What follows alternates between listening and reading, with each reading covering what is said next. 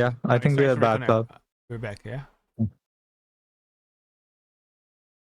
Okay, 1 second. Let me just double check on.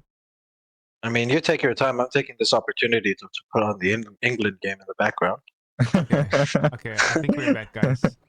Yeah, we're back. So, where were we? We were about to see Yeah. like the triple culverin shot on the bombard. Alright. Did Rohbrot lose the bombard though? We lost one. I did pause the game, guys, so we haven't lost anything. So Oh, you're ready perfect, to, you're perfect. ready to resume Great. this. So let's go. All right, take it away. Come get some. Yes. Oh, the game So, seems to be messed up though. One sec. yeah. Take your time. Take your time. Doesn't look like it's playing. It's not playing. Oh no. Because maybe the game Oh is not no. live anymore and I probably lost connection. We might have Oof. to get the recording to finish this game up. If you can talk to Rohbrot. Yeah, we will just quickly do that. Just a second. Yeah, I Have think they finished this game? I'm not sure they have finished this game though. Maybe you can quickly jump back to the ESOC lobby, do like that triple fast forward, and maybe try to catch up to them because, let me double check. yeah, Let's try that. yeah. I apologize for that, guys. Things happen sometimes. Happens. All good. Yeah. Kavana is a pro caster, guys. If this is happening to him, it could happen to anyone. Yeah. Exactly. We're still in game, so we're good. We're good. This is coming home. It's Nice. never coming home. Is it coming home? But is it? Nah, But no. But it's yes. not really coming home, is it? Yeah. I mean, the way, if we could just to take our minds away from the game 1 second while you fast forward this a bit. Like the problem with England is just Southgate. Southgate is an absolutely horrendous manager. I don't know who in their right minds decided to hire someone who failed at Middlesbrough to be coach of probably the most talented national team in the world right now. Like pure talent wise, there isn't a better national team in the world right now than England, right? And you hire Gareth Southgate? Like really? You had Jose Mourinho on the market for so long before he joined Fenerbahce. What's the problem in firing Gareth Southgate and telling Mourinho, look, you've got a blank check, you do whatever you want. Here we go, just join us. And he's a proven winner, especially in cup situations, right? Like this guy is known for winning cups, not as much as he's known as winning leagues. Like where he really excelled was the Champions League Game with crashed. teams like Porto and Real Madrid and stuff. Yeah, my game crashed. Oh, Gosh. maybe let me try. He doesn't gigs. That's the thing. He doesn't play national teams, but he said he wanted the opportunity to be able to coach a national team, and I would rather take a chance on Mourinho than Southgate, if I can be honest.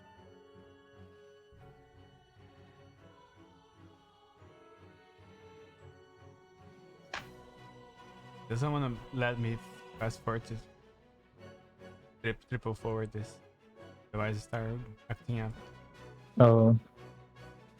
How about maybe we just say the result of this game and just move to the next one, if that's okay? Sure. Seeing as it's acting up and we can't really fast forward, I don't think we really have the time to sit and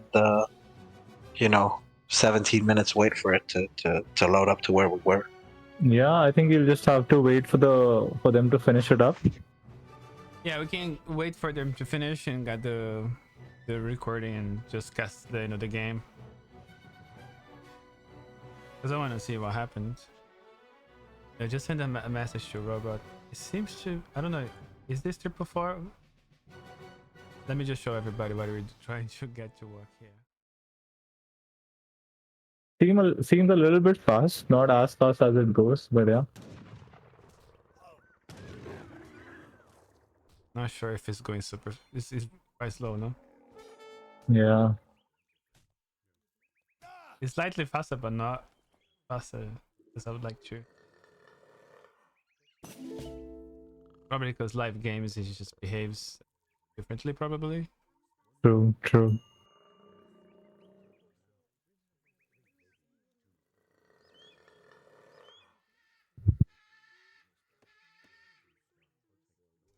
It's also lagging, you see. I don't know if it's internet. No, I think my internet's fine, right? It's just the game acting up. Yeah, I think it's the game right now. I might have to restart. Let me restart my game. I don't think there's another way. Mm-hmm. Let me do that. Yeah, sure.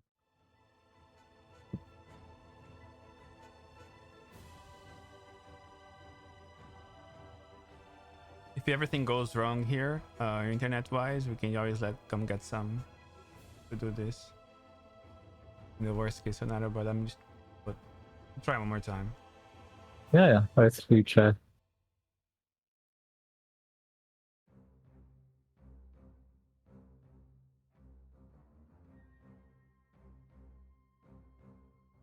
Okay, launching fine.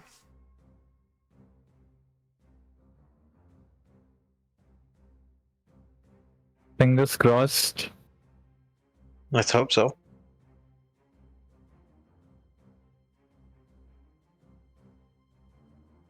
Maybe you don't have their game no more. I don't think. Let me share with you guys. Yeah, can you ask the recording for Rohbrot right now, before he starts the next game? Sure. Let me just I'm busy with something. Come get some context him. Yeah. So I have the recording. Do you have access to the Discord chat, or should I send it to you Send separately? it to me. Send it. Cool. I'll just send it to you in a minute. Let's do that.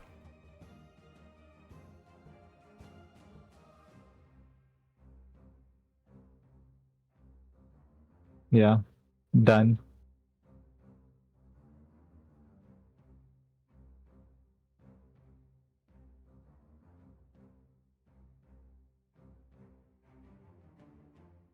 Register de la.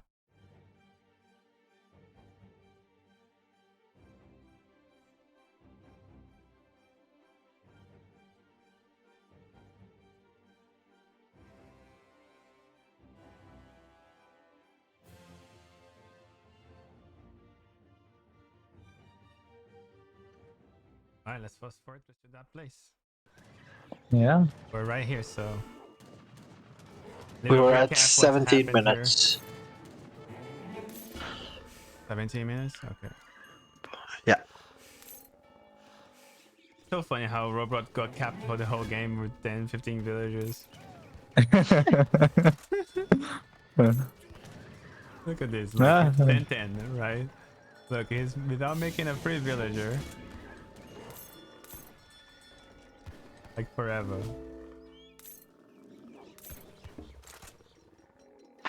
I think it's a bit weird that he still got to send stuff without the pop, right, from the church. I think mhm. that shouldn't be allowed, I think, in my opinion. Yeah, I agree. Because it's a technology, technically it's not a, a shipment which takes units pop when you send it. So I think that's why the game reads it, and you Right, can no, send it if he without had the the space when he population. sends it, then it was fine. I'm Yeah. okay with that. You can overpop, that's fine, but when he sends it. But if he was underpopped, then that's kind of lame. Let's double check here. So he's Yeah. when he sent it, he had the pop. That's it. It's funny that he sent. Yeah. 37. Yeah. So he had the pop.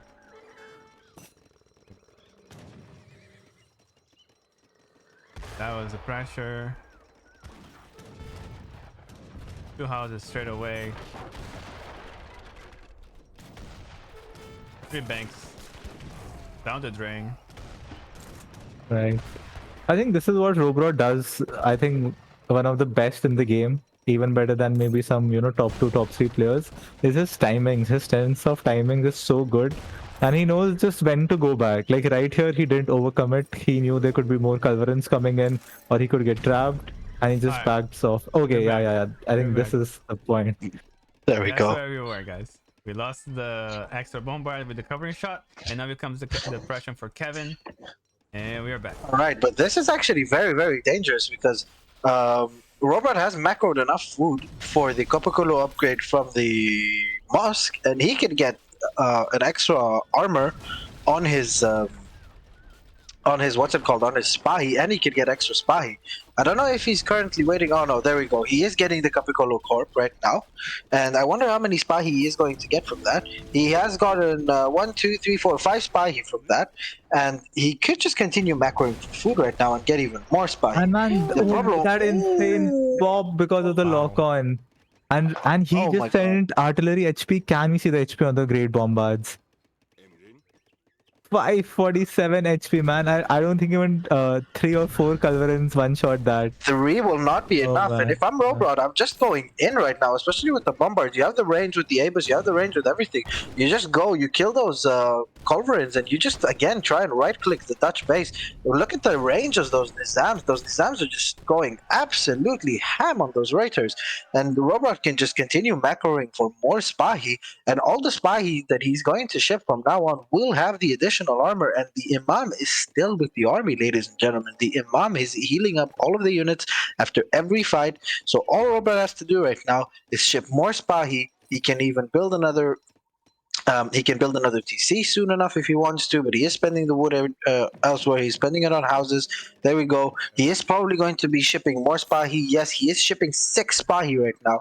So even if Dutch, when we can switch to the point of view of Dutch, will try and get more Culverins, I think the Culverins are for naught here because the Bombards aren't the biggest threat anymore on the field.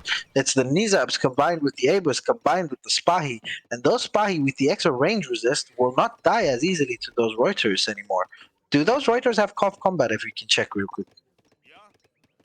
We do have CAF combat on the Reuters, yes. Okay, so that is something that Dutch will benefit from greatly, because he really has to make sure that those Spahi don't touch anything, because if they manage to get contact with anything, it's basically over. They're gonna kill everything at this stage. Yeah, I Has he think sent one good thing two heavy that cannons? he is not in H4, so he cannot send them yet. Oh, I'm sorry. That's why. Yeah. But yeah, I think one good thing that Kevin has going on for him is the combat cards and the arsenal. So his units are stronger than typical HC units, and he can trade well. But yeah, I'm not sure if he can allow the Ottoman mass to get bigger. And look at that, Rohbrot using his Imam. Imam is the MVP of this game till now for me. Yeah, we are seeing the villager upgrades coming in right now. We are still on currently only 1 TC, and we are seeing the factories being toggled over to produce the great bombards, which is the smart thing to do right now. Knowing Rohbrot, he probably got the upgrade as well to get more bombards. And as we can see, there are more Spahi right now out in the field. But here's the big but. If he see what I did there? If he waits any longer, this is gonna get better for Dutch, because this is what Dutch wants, right? Exploring the backside Yes, he now. took out a lot of banks, but these banks have been rebuilt so far. And right now, he has a window of about a minute and a half or 2 minutes to push. After that window of minute and a half or 2 minutes, he is in real big trouble, because then Dutch can start triple producing. And when Dutch triple produces, and I mean from 2 stables and a racks or 2 racks and a stable, then Ottoman's remass is basically non-existent, and he will be in a very big problem here. That's a good point. Ottoman Remas being not that good. But I just don't see Kevin winning a fight decisively. Rohbrot can just go in with his Spahi, sack of couple of them to, one-shot the Culverins. And then he just has nothing to deal with the Great Bombards. And he will keep remassing those 2 Great Bombards. While, Kevin will soon run out of coin mines. He is not on 5 banks. How does Kevin remass Culverins versus these 550 HP Bombards? Oh man. I don't know, but I'm thinking that. that Kevin is making a big mistake here. Kevin should never be pushing the Ottoman space at this point. Kevin should just sit back, try and scout as much as possible to gain information. But sitting practically under the Ottoman base is, asking for trouble at this stage. It's asking to be hit with a pop of any sort. It's asking to be able to be surrounded easier. And And yeah, look at there the are a lot of classic Reuters. Rohbrot drag box there. Yeah, he's sending using the it to hero great up. effect. And there we go. 3 Reuters go down in the first shot, and that bounce shot from those bombards take down another Reuter and another Reuter down. The Reuters here are the key to victory for Dutch. If the Reuters manage to kill enough Spahi, then this mess doesn't really look all that scary because you can continue kiting with those skirmishers and with those culverins, right? But Yeah. as long as the Spahi are alive, Ottoman is at a clear advantage in this fight. So if I'm Kevin, I'm adding a second stable and I'm starting to produce even more Reuters right now. They are your only win condition in this game.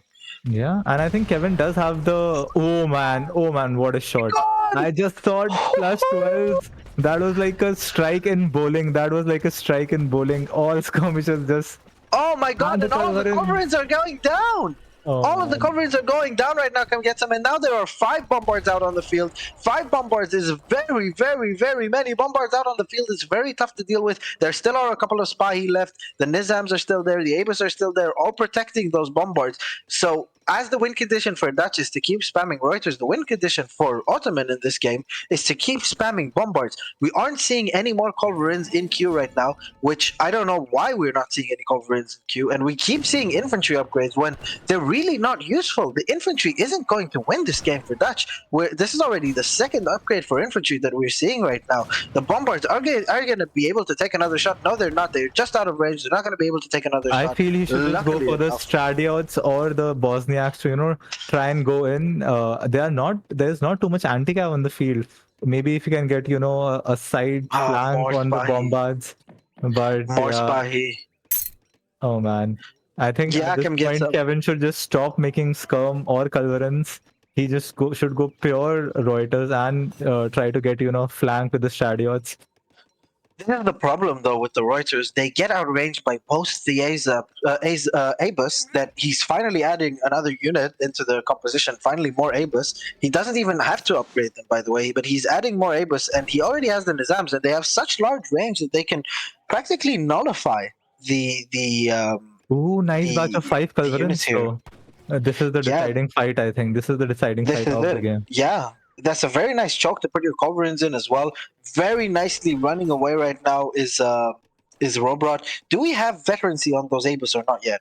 It looks like they Yes, are a yes. veteran. Yes, we do. Okay, we do have veterancy, and now the Abus mass is growing bigger and bigger and bigger. And I don't know if the skirmishers can deal with these Abus. Sorry, and if the Abus are going to be able to spot those culverins, we are seeing 5 shots wasted by those culverins on the Abus, and the Abus can just take down these culverins without a problem. There we go. That's one culverin already going down, but the rest of the Ottoman mass needs to be in here. This is the time where Rohbrot actually has to crush everything in it and fight, because those Abus can just stand and fight and kill those culverins. And after the culverins are dead, there is nothing to take down the great bombards. Let's not forget, the bombards can kill the culverins as well if they are in range of them. We are even seeing a guard Abus upgrade right now. More and more Abus out on the field. So yes, what you were saying, come get some, is actually right. Stradiots could be a game-winning move for Dutch this game.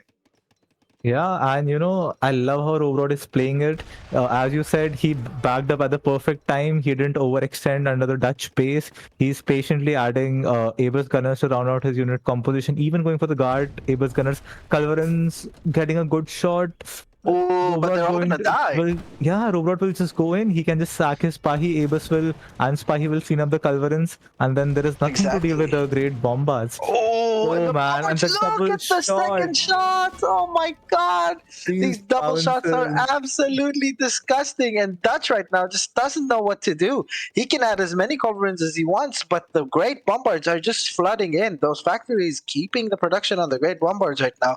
They're doing so much damage. And now is the time for Rohbrot to try and finally find that artillery foundry and end that culverin threat. We are seeing 5 Hazars being shipped right now. We do have 2 more culverins and another culverin in queue right now. And those Abus, they are guard Abus. Come get some in Caverna. Yeah. These guard Abus do not care. They do not care. They will stand, they will fight, and they will kill everything. And nothing can get close to these bombards anymore. And the bombards have finally found the artillery foundry, if I'm not mistaken. If he can quickly check, he is going down for the stable right now. He probably sees the artillery foundry as well.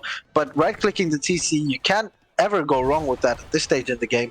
But those 5 Hazards can pop, and those 5 Hazards can do a lot of damage if they are veteran upgrade. But I don't think that they have a veterancy upgrade. They do not. And if Rohbrot is awake to this, Rohbrot can actually take down those Hazards before they kill another Bombard, because they've already managed to kill one. And there we go, another Bombard going down. The 5 Hazards finally do go down. But the charge ability on the Nizams are getting in contact right now with those Culverins in melee. The Bombards are out of range of those Culverins, and the Culverins all go down. They only managed to kill one of the Bombards, and there we go. There we have it. Rohbrot, ladies and gentlemen, takes the first game of this series. Oh man, oh man. Okay, so What let's a just what a quickly performance. give a quick overview here and just hop into the next game so we don't lose it. Don't miss the next one. That's the village account. Resources gathered. Unbelievable. He's been capped for the whole game and still managed to take a win. So I'm just gonna quickly move on here. Yeah, that's a good idea. Let's move on to the next game so we don't fall behind. Mira, what a performance by Rohbrot there, showing us the infamous, unique advanced church FI, and yeah, Kevin had no answer for that. And ladies and gentlemen, you saw it here. Bombards win Culverins. Exactly. Bombards do beat Culverins at a certain stage in the game, as you were saying. I just think that, as you said before as well, Kim gets up. The sense of timing that Rohbrot has is immaculate. It's probably the best in the game, behind maybe a player like Isaac Klein. It's really what makes Rohbrot such a good player. He doesn't use control groups. He barely uses any hotkeys. It's just the sense of knowing when to push, when to back off, and what unit to make that often carries the day for him. And we have seen a perfect example of that this game. I feel like there were loads of windows where Kevin could have done more damage, but Rohbrot just never gave him the chance, did he? That's true. That's true. I loved it when you were about to say this is a great position for Dutch. Maybe Rohbrot is overcommitting. That's exactly when Rohbrot goes back.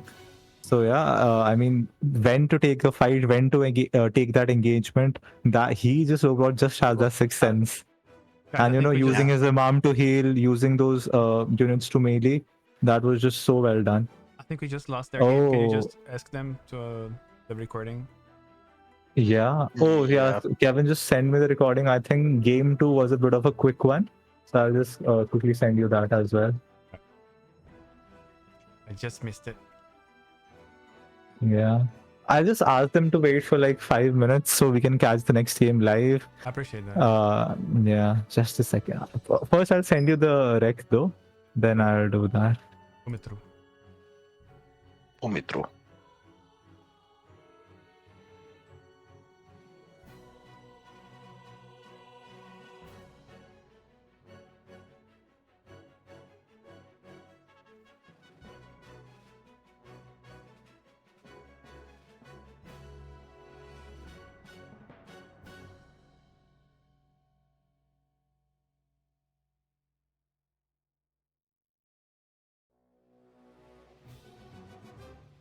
I'm just seeing some of the brackets. I don't remember Ottoman losing a game recently. I mean, I know Rohbrot won the game versus Conqueror last series with his Ottoman, but yeah, Ottoman proving to be great. Are we ready for game 2 though, guys? I'm gonna give let me see if I have this map into the. Yes, we do. So I'm just gonna load that. Perfect, so we'll have the map. There is no shortage of resource here. Constructing defenses on the islands in the sea or nearby the Cree and Huron settlements will help control the ocean. Forming an alliance with either of these natives will unlock some fantastic economic options. The position of the trading route varies, but is always in the middle of the map.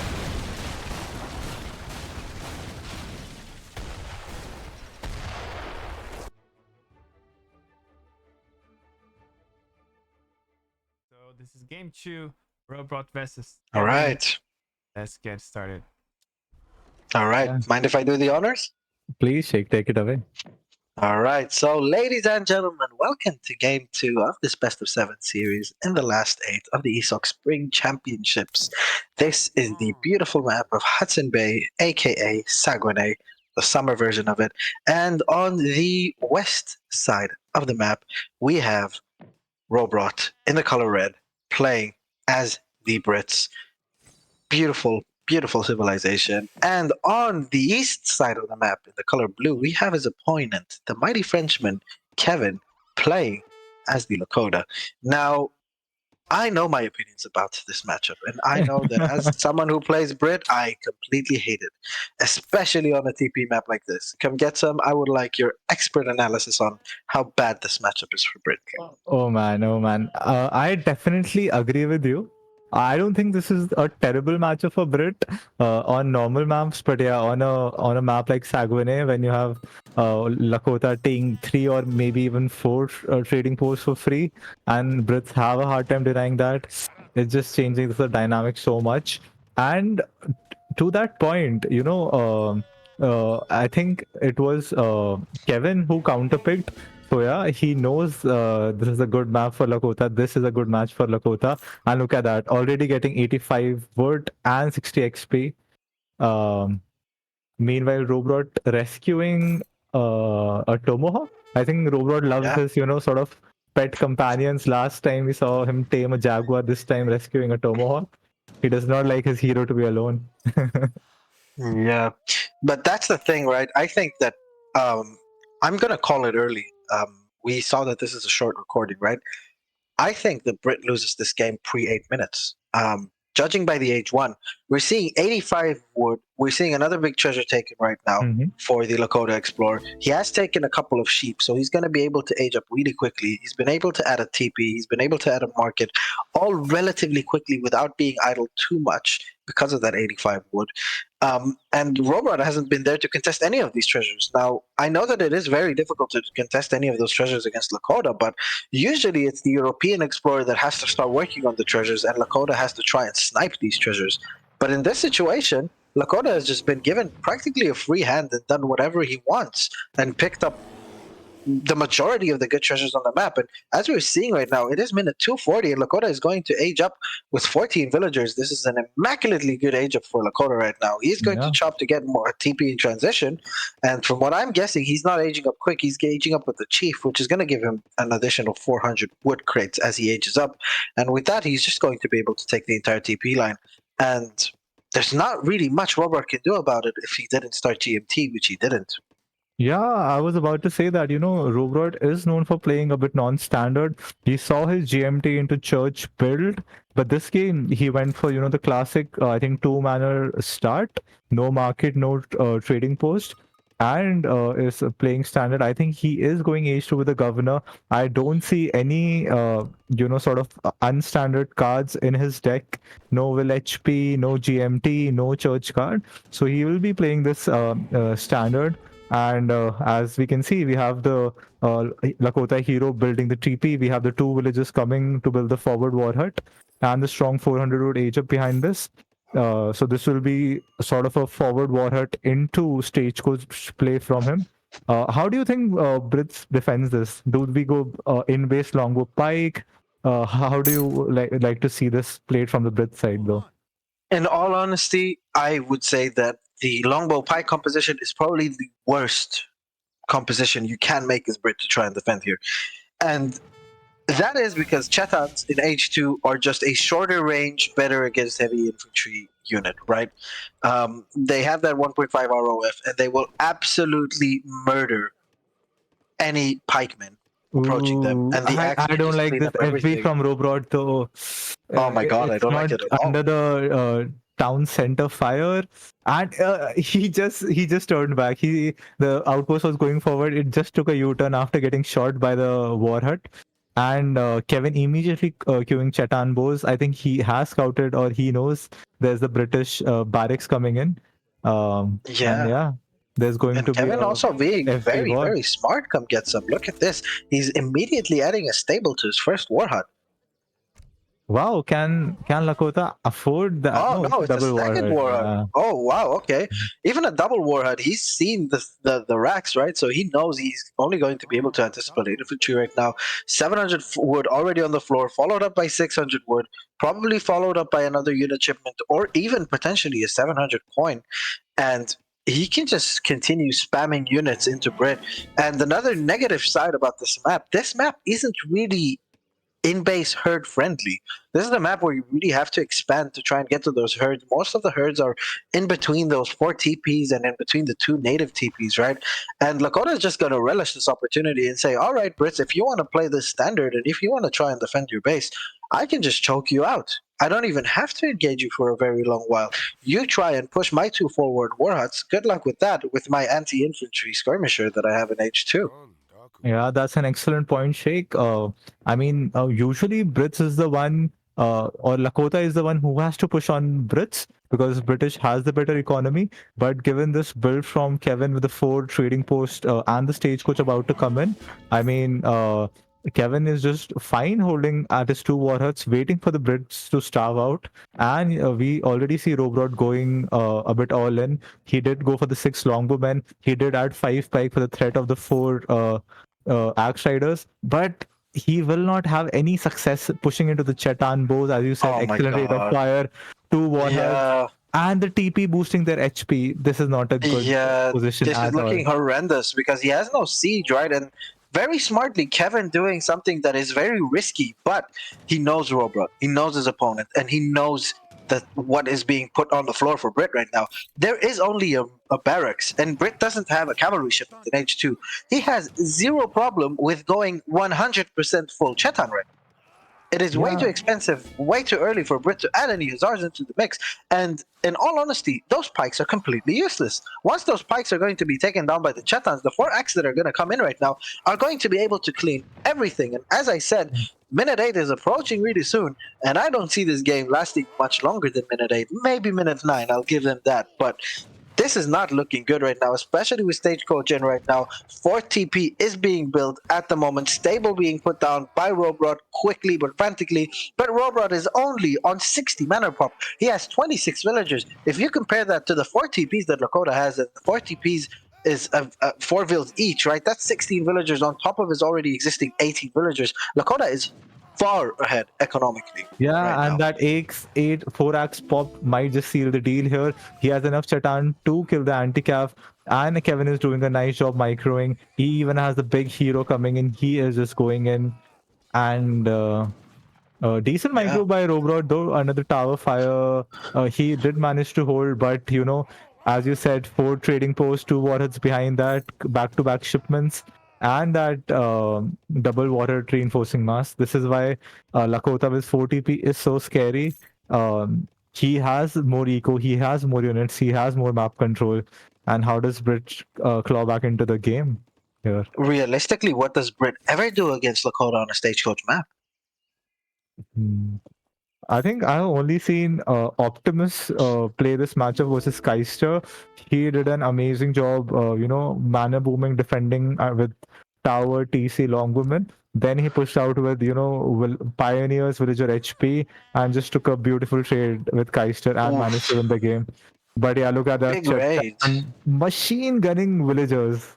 Oh man, Yeah. but nice Big cap raid switch with from the 5 Robot though. costs. Yeah. Yeah, the cap switch is coming in, and there's only 1 axe and the Explorer out on the field right now. And all of these Chetan are actually dead for rights right now. 6 Musketeers coming in. Brit, yes, he is behind on economy, but this is the only opportunity right now that Robert has to really try and push those forward war huts, making more Hussars right now as well on top of these pikemen. And now the fact that Kevin has only made Chetans is kind of biting him, but then again, he has the economy. He can just do whatever he wants. He's just going to try and add double barracks, club warriors, and again, everything that Brit is throwing at Kevin right now. Kevin has a response. Kevin has a response because he has the better economy. He's on equal amount of villagers as Brits, and he has another 16 in TPs. When was the last time you've seen a game that was pre-10 minutes where another Civ had 16 more villagers than Brit out on the field? Wow, wow. But yeah, Rohbrot senses this is the time to push. He sends 6 musketeers. He has added cav. He has a good 3-unit composition going, but it's just so tough to Oh push my into the 2 god. war hut TP. Kevin adding a lovely batch of anti cav, putting them in cover mode. Yeah, And and he will just have such a big reinforcement. Look at that, 8 units in queue and a shipment popping out. yeah, the Cheyenne are going to be able to do a lot of damage against those longbowmen. And as you have said, in the matter of those Hussars, 4 Hussars died before they actually managed to try and take down 5 Chetan, which was a horrible trade for Brit. But it wasn't really Rohbrot's fault. It was just the pathing, especially with that TP, with that trading post as well. With those 2 Warheads, Cheyennes are going to pop right now. They're going to pop straight on the longbows, probably. Yeah, he is macroing for the longbows there. Oh man, And look there at we the go. Cheyenne. They will kill Longbowman, they will kill Oh, Cav and the reinforcing batch of Cheta and Bowman. This was a dominant performance by Kevin. I think, as you said, it was doomed from the start for Rohbrot. But yeah, Kevin showing exactly why this matchup goes the way you said it is. I yeah. don't even think Kevin took very good trades there. I think Rohbrot was the one who was coming on top out of the trades, had the Cav switch. But it's just, Lakota is just too strong. This build is just the counter build to all H2 builds. I mean, but this is the point of this RTS, right? This RTS is completely centered about how can I perform a build order optimally, and if I'm not interrupted in the making of my build order, there is nothing that my opponent can do, and this is the game, right? Kevin was in a situation where Rohbrot could no longer punish him. There was nothing to punish anymore. Rohbrot could have made, instead of pikes, he could have made even more Chetans and lost another fight. And I bet you he could have lost another fight afterwards and still won the game. Yep, seems like the strategy was invincible. Not much else to say about the game. Well tried by Rohbrot, but Kevin with the stiff pick micro here. And yeah, Exactly. executing the build well, and yeah, taking the win here. And now, Yeah. Caverna, do we have a map video for this map? Yeah, I'll check. All right. So let's play that and then we'll get started with the third game. But yeah, GG series tied up 1-1. So neither one is really running away with it currently, which we love to see. We like tight, close series, especially that last series. Grogu EZ was one of the most enjoyable series I've watched so far this tournament. And yeah, I'm hoping we get another one similar to this. oh yeah, I mean the series that go all the way are the best. And I remember your series was the Look Tom. I think that was my favorite in the round of 32 for sure. Even that Oh went yeah. all the way. But yeah. That's true. That was a good series, even though the shake that came up that day was a shake that lost half its brain cells, probably. But regardless, at the end of the day, this is all about entertainment, and yeah, it was a fun series at the end of the day. Even though Luke Tom is still going to get an invite to one of the tournaments I will host in the future, and I will make sure I will play him in the first round. Don't think twice about that one. Right, so we Just don't to be have able to the stroke video my for this ego. map, but we're just gonna hop right into it, guys. So this is the All right, no TP map. let's go. Come get some. Take us away. Yeah, so we have game number 3 in the best of 7 versus Kevin and Rohbrot. Kevin playing Ethiopia on the no TP map. Remember, this map does have a livestock towards the pond, and Kevin immediately microing his fast moving hero to get those llamas in. He knows, what this map is about. He is a good Ethiopia player, and we have his opponent Rohbrot representing Musk Falk, and we have another Musk Falk. So we have Russia here, another strong pick on non-TP map. Interestingly, Rohbrot going for an early market, which you usually do not see for Russia. But I think versus Ethiopia, he knows better than to, sort of go for an all-in rush. And he is getting that 50 coin or 40 coin treasure, which will help him get the early hunting dogs. So yeah, I do like this from Rohbrot. Yeah, I do like this as well from Rohbrot, but can I say something? And it is Oh man, controversial. all that Explorer micro though, all llamas Ex- going to Kevin. Exactly what I wanted to say. Ladies and gentlemen, 2-1 to Kevin right now. This how are you supposed to, as Russia, and I made this mistake in my series, look Tom, Mhm. right? I played on a non-TP map saying, okay, I'm going to play Russia, but this is the thing. Russia is good against civilizations that either need map, well, they need hunts Mhm. in an extended H2, or against a semi-FF civ that doesn't have access to a trading post. Ethiopia doesn't need all that much food. And Ethiopia doesn't need a trading post to be able to do what it wants. Ethiopia needs one thing: they need livestock. And Ethiopia has an abundance of livestock. And let's not forget, this isn't regular livestock. People seem to forget this, but llamas are actually the fastest fattening livestock in the game. Yeah, and Africans, especially Ethiopia, just benefits so much from that.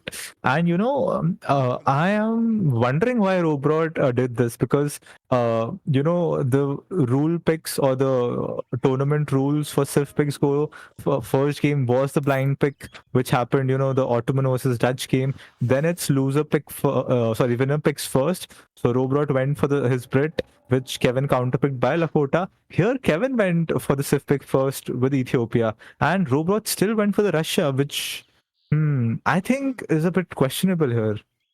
Well, he's come into a situation where, as you know, Rohbrot is a player that either relies on civs that really do need TPs and tempo, and the only civ that he really plays that doesn't require a TP is Brit. And the fact that he quote unquote wasted Brit on that game on Saguenay, which I think was a poor pick by him, is biting him right now. It really is, because playing Brit on Grand Chaco against Ethiopia would actually be a counter pick, because Brit does very fine against Ethiopia. It's not really a counter pick, is it? But it performs miles better than Russia performs against Ethiopia. This is a matchup that Russia does not like to play usually on a livestock map. And on open maps, yes, probably it could go okay for Russia, but not on this kind of map. The only civ that can really counteract this gameplay from Ethiopia right now is Brit. And we are seeing Rohbrot losing his advantages in this series purely due to civ micro. Oh man, yeah, I hope that's not the case, but have to give it to Kevin. Perfect age 1 micro from the hero, got all the llama and got like the 2 or 3 big treasures. Now let us see where Rohbrot decides to place his blockhouse. I think I have only seen his Russia a couple of times. I think Rohbrot's Russia was the only game where he lost in the Conqueror series. So I'm not sure how well Rohbrot does with as a Russia player, but yeah, the odds aren't looking good for him just yet. But we do see the forward blockhouse, the classic Russia forward blockhouse. I am hoping to see, like a more of a timing based play here. Maybe a 700 wood first, or getting 2 blockhouses up early, then going for sort of a timing, trying to starve Ethiopia. But yeah, as you said, Ethiopia doesn't need much food, so I'm not sure what's going to happen here. What's your take? Not only that, come get some. This is the problem with Russia. Russia is a civ that if it doesn't do a lot of early damage really early on, so in my opinion, the only way I see Rohbrot winning this game is if his 5 Cossacks and his 5 Musketeer batch do a lot of damage, and they manage to kill like a villager or two. Let's say something like that. Knowing Kevin isn't probably going to lose a villager to Rohbrot's early pressure here. And Russia then becomes quite vulnerable before it adds its second blockhouse. And even after adding the second blockhouse, it kind of needs to ship 700 wood, or it needs to ship that 700 coin. But that's the time that Ethiopia can really start thinking about massing enough units for a timing push. I don't know what Russia does against 15, 20 Gasquenias and a potential shipment of cannoneers, especially added with some shotels. I just don't know what they do to hold that push. There's enough siege in there. There's enough One of will everything. One will going down though. Let's see. So first batch of Gasquenia coming in. He did send the big Benny, which he'll I think trade at the market. Okay, canceling For that wood. for 700 wood. I mean, it's practically the same shipment. Yeah. In all honesty, it is almost the same shipment. Now, Rohbrot doing an amazing job by killing a villager right now. On the other end, Kevin is getting his equivalent of steel traps, and he is going to be able to almost finish that batch. If he buys 100 food, he's going to be able to finish that batch of Gasquenia, which he doesn't do. But regardless, Kevin is looking in a very, very, very, very good position here still. The scores aren't really reflective of it, because the scores are, Russia is heavily underscoring civ, whereas Ethiopia let is me an just say, overscoring. I don't like this follow for Cossack shipment from Rohbrot. Yeah. Though. Ethiopia is a Musk Civ. We have those powerful Gasquenia and Shotel warriors. They won't go for earlier cannoneers or early. They don't have that light infantry unit. why I don't understand Yeah. this. 4 Cossack follow-up. Even now, he hasn't been able to do any damage yet. He has gone for the second blockhouse without the 700 wood, and it's so hard to macro with Russia without that 700 wood in.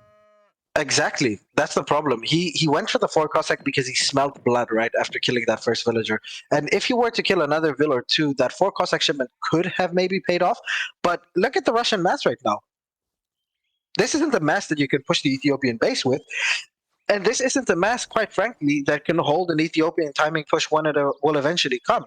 If the next shipment right now will be a Big Benny, let's say, for Kevin, and he decides to, add a couple more Shotel into his composition and then ship Shotel afterwards, there's nothing that Russia can do because Shotel warriors just absolutely destroy both Ruskets and Strelets, and there's just not enough of a critical mass for Russia where you can say, okay, Ethiopia can't fight this anymore. Ethiopia can always engage this fight pre-10 minutes almost, especially with Russia just skipping out on the 700 wood. And you were very correct in that. I think 700 wood could have been a game-changing shipment right now, whereas 4 Cossacks is kind of counterproductive. Yeah. And at this time, Kevin has more gas Kenya than Strelets. So he can take that engagement. And behind this, he is sending that very powerful cannoneer shipment for influence. Those are like Abuskan in H2 for Ethiopia to round out that unit composition. And also With forget, that, also has he the will win the Abrams- kiting. Abrams there. Yeah, Kavanagh, excellent point. Even has a good economy with the Abrams there on the coin monastery. Yeah, on the mounted monasteries.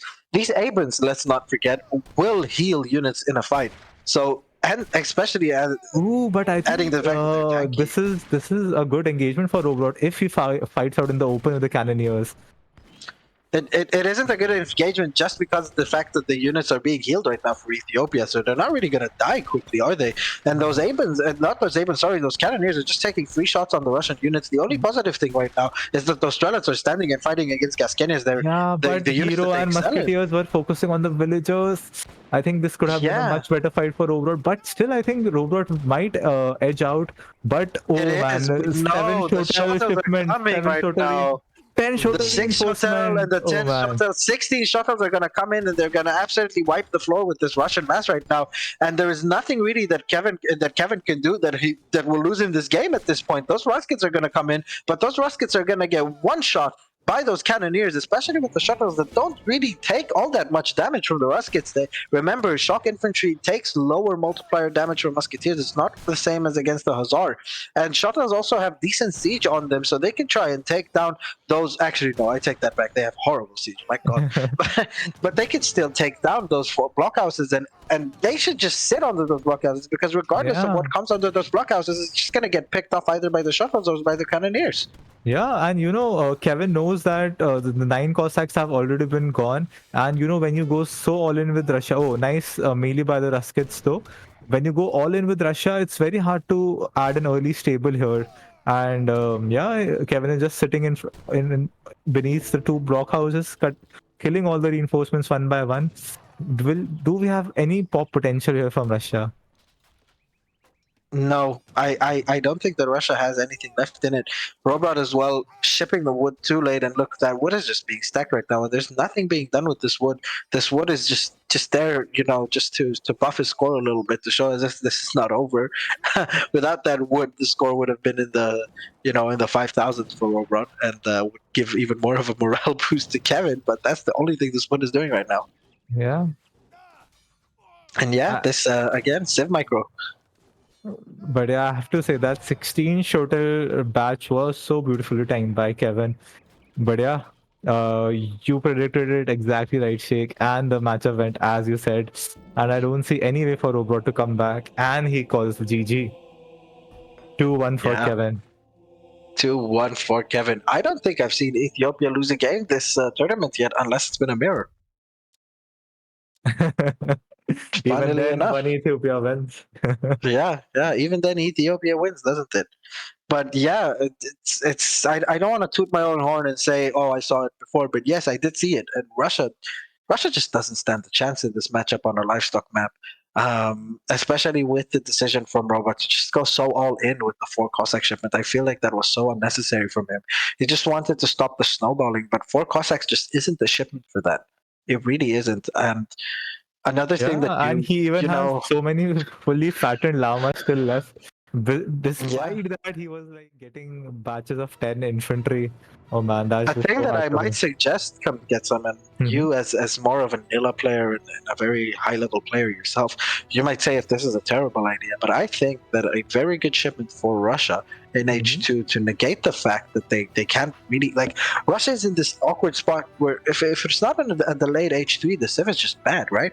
And the late H2, excuse me, or the late game in general. To give them early mass potential, why not just give them an 8 Musketeer shipment in H2? I think they do have those 5 halberdier shipment. Oh in my god, H2. they're horrible. They're Yeah, absolutely I agree. dreadful. I agree. But yeah. That's like the only time they're good is if cavalry are sitting idle on blockhouse and you pop them. That's the only time that shipment is good. Yeah. Okay. Yeah, but Honestly. yeah, let's dive into game 4. I think we are All already right. a bit behind. And you All know, right. game 4 is on one of the I forgot the name of this map. This map It's is Lakota. Lakota. Yeah. Do we have a Yeah. map video cover now for this? Caverna, do we have a map video? Yeah, sorry, I just been busy with. All good. I'm gonna check. Life is important. Yeah. I'm having very mixed feelings today because I've been to the market today. I've had a very nice day. And now I'm casting and my friend is losing, but my hate watch against England is going great because they're still losing to Slovakia. And they've had a goal disallowed. And I'm usually not an England hater. I just want to be proven right by saying that they should have sacked Gareth Southgate. Even mid-tournament, sack him. Sack him. Ivory Coast sacked their coach mid-tournament and still won the Africa Cup of Nations. It is possible to do it. There is no way that this guy is better than anyone that's a candidate for England right now. I just absolutely despise him as a coach. I think he's awful. Wow. And I would like to see England winning. Don't get me wrong, but I don't want to see them winning on terms that are not mine. Yeah, ready? ladies and gentlemen, that was one of Sheikh's hot takes on soccer. But yeah, let's get back into AOE. Let's Sheikh kick game 4 off. Take it away. All right. All right, guys. Let's take it away. I'm gonna load the map. So. Ah, okay. There we go. So. Open prairies peppered with flowers, ponds, and forests. 2 red maces restrict movement through the middle of the map, but also create lots of defendable positions. Form an early alliance with the natives for some powerful economic options. The Cree will supply coureur de bois, and the Comanche can reduce coin costs of all technologies and wonders. Researching Stagecoach or Iron Horse here will upgrade both trade routes. Be careful not to aid your opponents. Into that pro MC Clips video with Slup, and we are back to this is the game 4, ladies and gentlemen. All right, ladies and gentlemen, welcome to the 4th game of this best of 7 series, the round of 16 of the last 8 or 16. The last 8, the quarterfinals of this ESOC Spring Championship, hosted by ESOC, casted by yours truly, Sheikh 2020, come get some, and Caverna on the north side of the map in the color blue. We have the Haudenosaunee, aka Iroquois main himself, the great Frenchman Kevin, playing his best Civ in a game that could potentially take him to a match point. And on the south side of the map, his opponent, one of the great FF players of this game, playing probably the greatest Civ in the game currently, is Rohbrot, playing as the United States of America. Now, this matchup, I will let you cover the part for Eero a little bit more, come get some, but I've been playing a little bit of USA recently, and I can tell you that this Civ, if you properly play it, does not have a weakness. You cannot rush it, you cannot fight a Skirm Goon War against it in H3, and you cannot try and outmusk Falcon, because it has the best Skirms, it has the best Goons, it has the best artillery, and it has insane potential in H2 to hold everything. It has a low vill count, so the vills aren't really raidable, and that is not a negative on its eco because it has a trillion trickles and it has so much XP that it has more XP than a civ like Spain, and it's not even close. I played a lot of games against civs like France that do open with a TP, and by the time I have had my 10th shipment, they're only on 6. The civ is absolutely nuts. So if if there is a civ to try and come back with into the series for Rohbrot, it's this. So civ micro goes to him. Oh yeah, oh yeah. I think both players came guns blazing. They know it's 2-1. Kevin has the momentum, taking back-to-back wins there, and Rohbrot knows he has to equalize. Or if he's down 3-1 in a best of 7, then he'll be down on match point, and it's a very steep cliff to come back into. So yeah, Rohbrot playing arguably one of the stronger civs in the game right now. USA, as you said, all strengths, almost no weaknesses. I think the only times I see USA lose is either when it's the GOAT Julian playing versus them, or it's when the other Civ plays into their strengths. Because as you said, I don't think US has any clear weakness. But I think Haudenosaunee, Kevin's Haudenosaunee especially, some players would say Kevin tops the Haudenosaunee players right now, and this is a good map for Haudenosaunee. You have, you can plop the warhead in the middle. You can take control of the stage coach here. Haudenosaunee, great FF Civ. Even they have very strong skirm goons. So I think if Kevin can play it very smart, maybe puts a little bit of pressure on US in H2, force Rohbrot to maybe send the wrong cards, maybe to over adapt and then just go back, boom behind, and follow him into H3. I think Kevin can make this happen. Yeah. Another thing that we are overlooking here is that Kevin himself is a player that knows how to play Haudenosaunee quite well. And actually, I'm starting to reconsider this. Rohbrot's age up was very, very late. He's age up with 13 villagers, but as we can see, he's nowhere near even halfway aging, whereas probably Kevin is shipping his 4 Kanya horsemen right now as we speak. And the forward, oh no, he's actually shipping wood. Yeah, I think Okay, very interesting. Kevin is a stagecoach enjoyer, as we saw in the Lakota game. And I think he is macroing for the big button. And let me tell you, those 5 tomahawks will go instantly to seize that trading post. Yeah, but I'm not sure this is the play here. Honest with you, come get some, because USA is a civ that negates all of this. USA is a civ that doesn't care if their opponent has a stagecoach, unless it's Lakota, obviously, where it can spam units that are stronger than its own. But if Haudenosaunee decides to stick around in H2, it's not going to end well for him, because there is no mass in H2 that you can have as Haudenosaunee that will hold a timing push from USA in H3, especially with the fact that USA has 14 ranged musketeers that have higher base damage than other musketeers, even if he opts to go for the musketeer Gatling push. And as we all know, Gatling guns, as like organ guns, have better, they do more damage against infantry. And I just don't see, if Kevin wants to stay H2 here, what he will do here. Probably the best play for him at this stage is to try and ship coin ASAP and go into H3 with Stagecoach. And that will be better for him, because that means that then Rohbrot has to try and address the Stagecoach and not let Kevin just move that mass for free. I think the only sort of drawback going so early into H3 after stagecoaches, the Gatling gun and the Dragoon timing, carbine cap timing will come from USA. And if you go for stagecoach, but you are very much slower than your opponent in H3, then Rohbrot can just snipe the trading posts and take them for free. So I think I kind of like what Kevin is doing here. He wants to and look at that pull trick micro on point there by Kevin. But I think what he wants to do is to force and do a little bit of damage to Rohbrot, and then later he can follow it to H3 with a superior economy and 4 TP stagecoach behind it. Yeah, that is a point there. You're bringing up a good point, but we are seeing another Aena shipment, and I'm wondering to myself, isn't this an overcommitment right now by Kevin? Unless he's going to try and go for a timing push under USA's base as USA is aging, I don't see how this is really going to work, because as we said, there already are Minutemen out on the floor. There are going to be units with the H3 age up as well. by USA.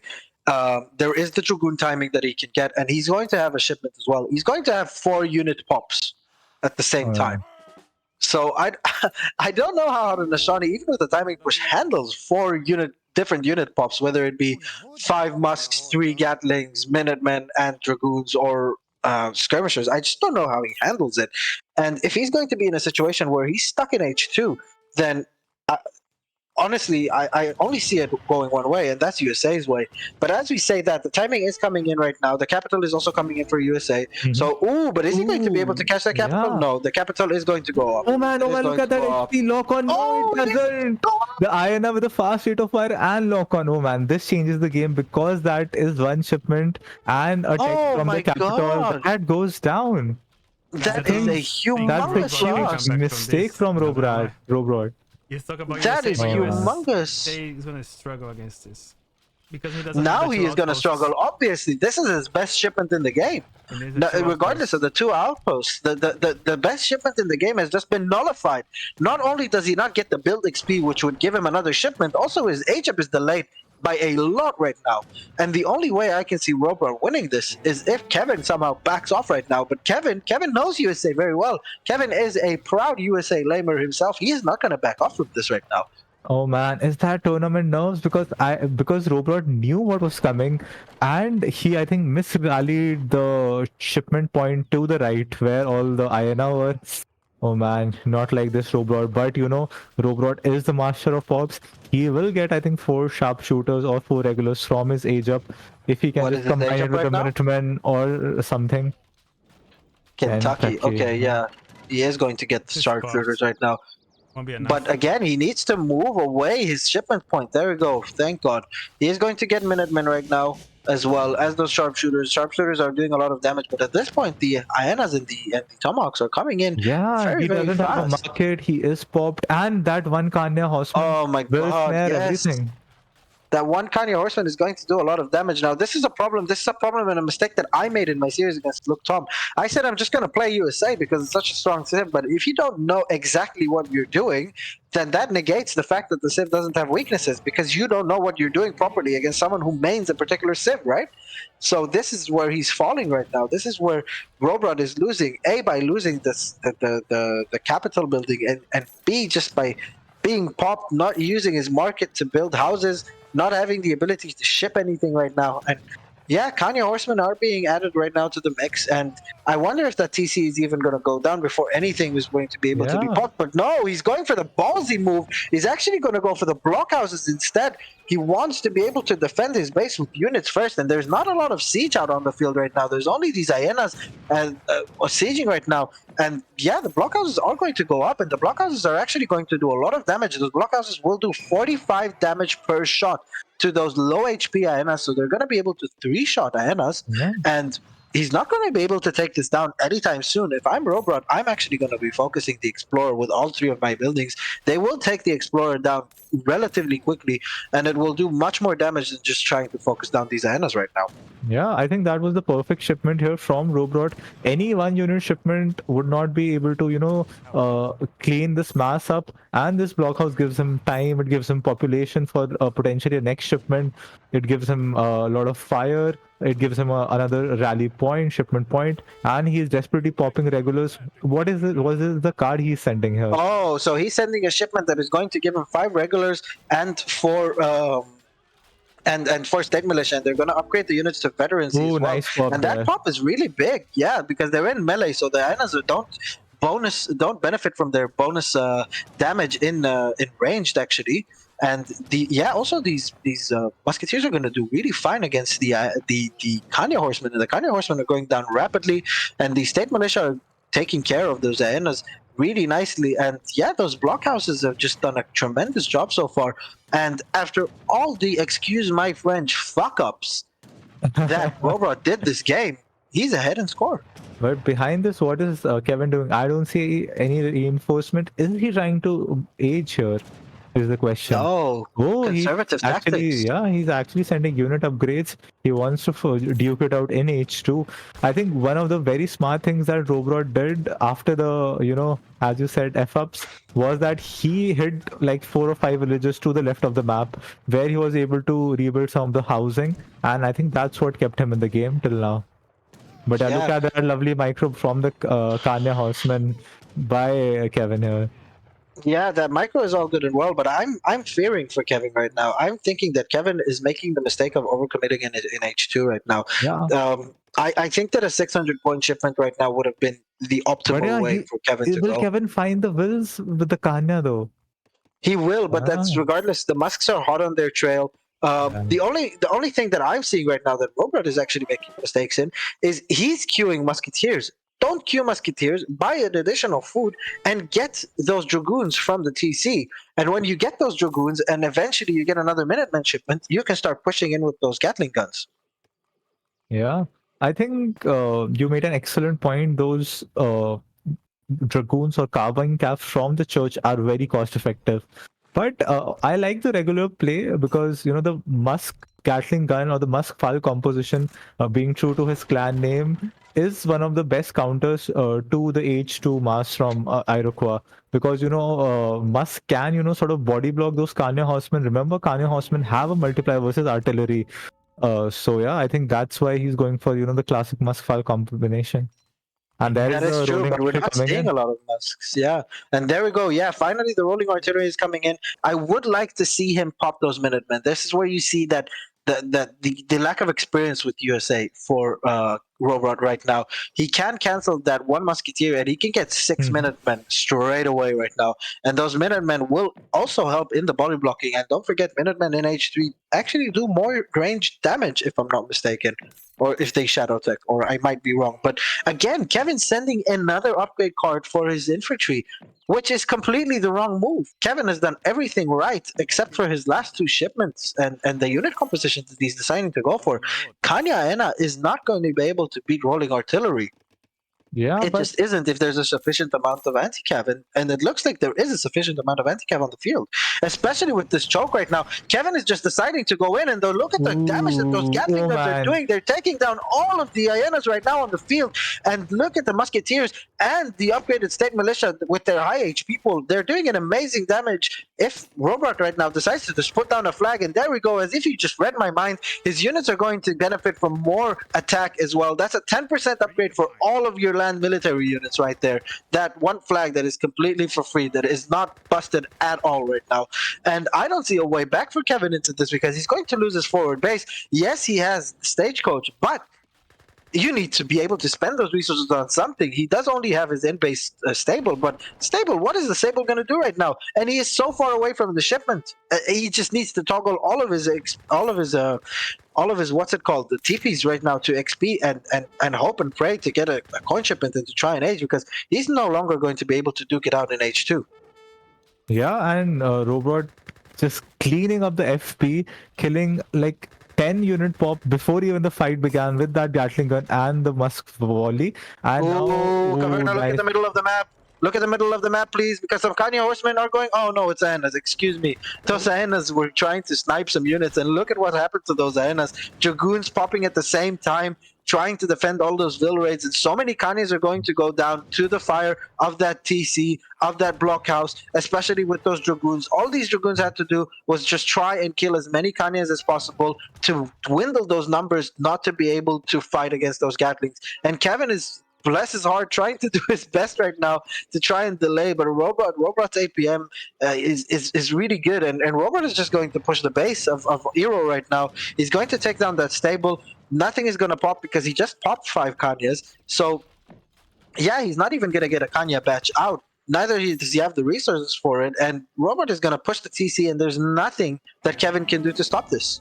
yeah, I think what Kevin was trying to do was trying to buy time with the raids, but Rohbrot was on top of his APM, got the church cav, as you said, to counter the raids, and but the Gatling guns got like 6 Iona for free, and Rohbrot smells blood. Ooh, Oh, and look at the dragoons propping right on the Kanyas right now in the base of USA.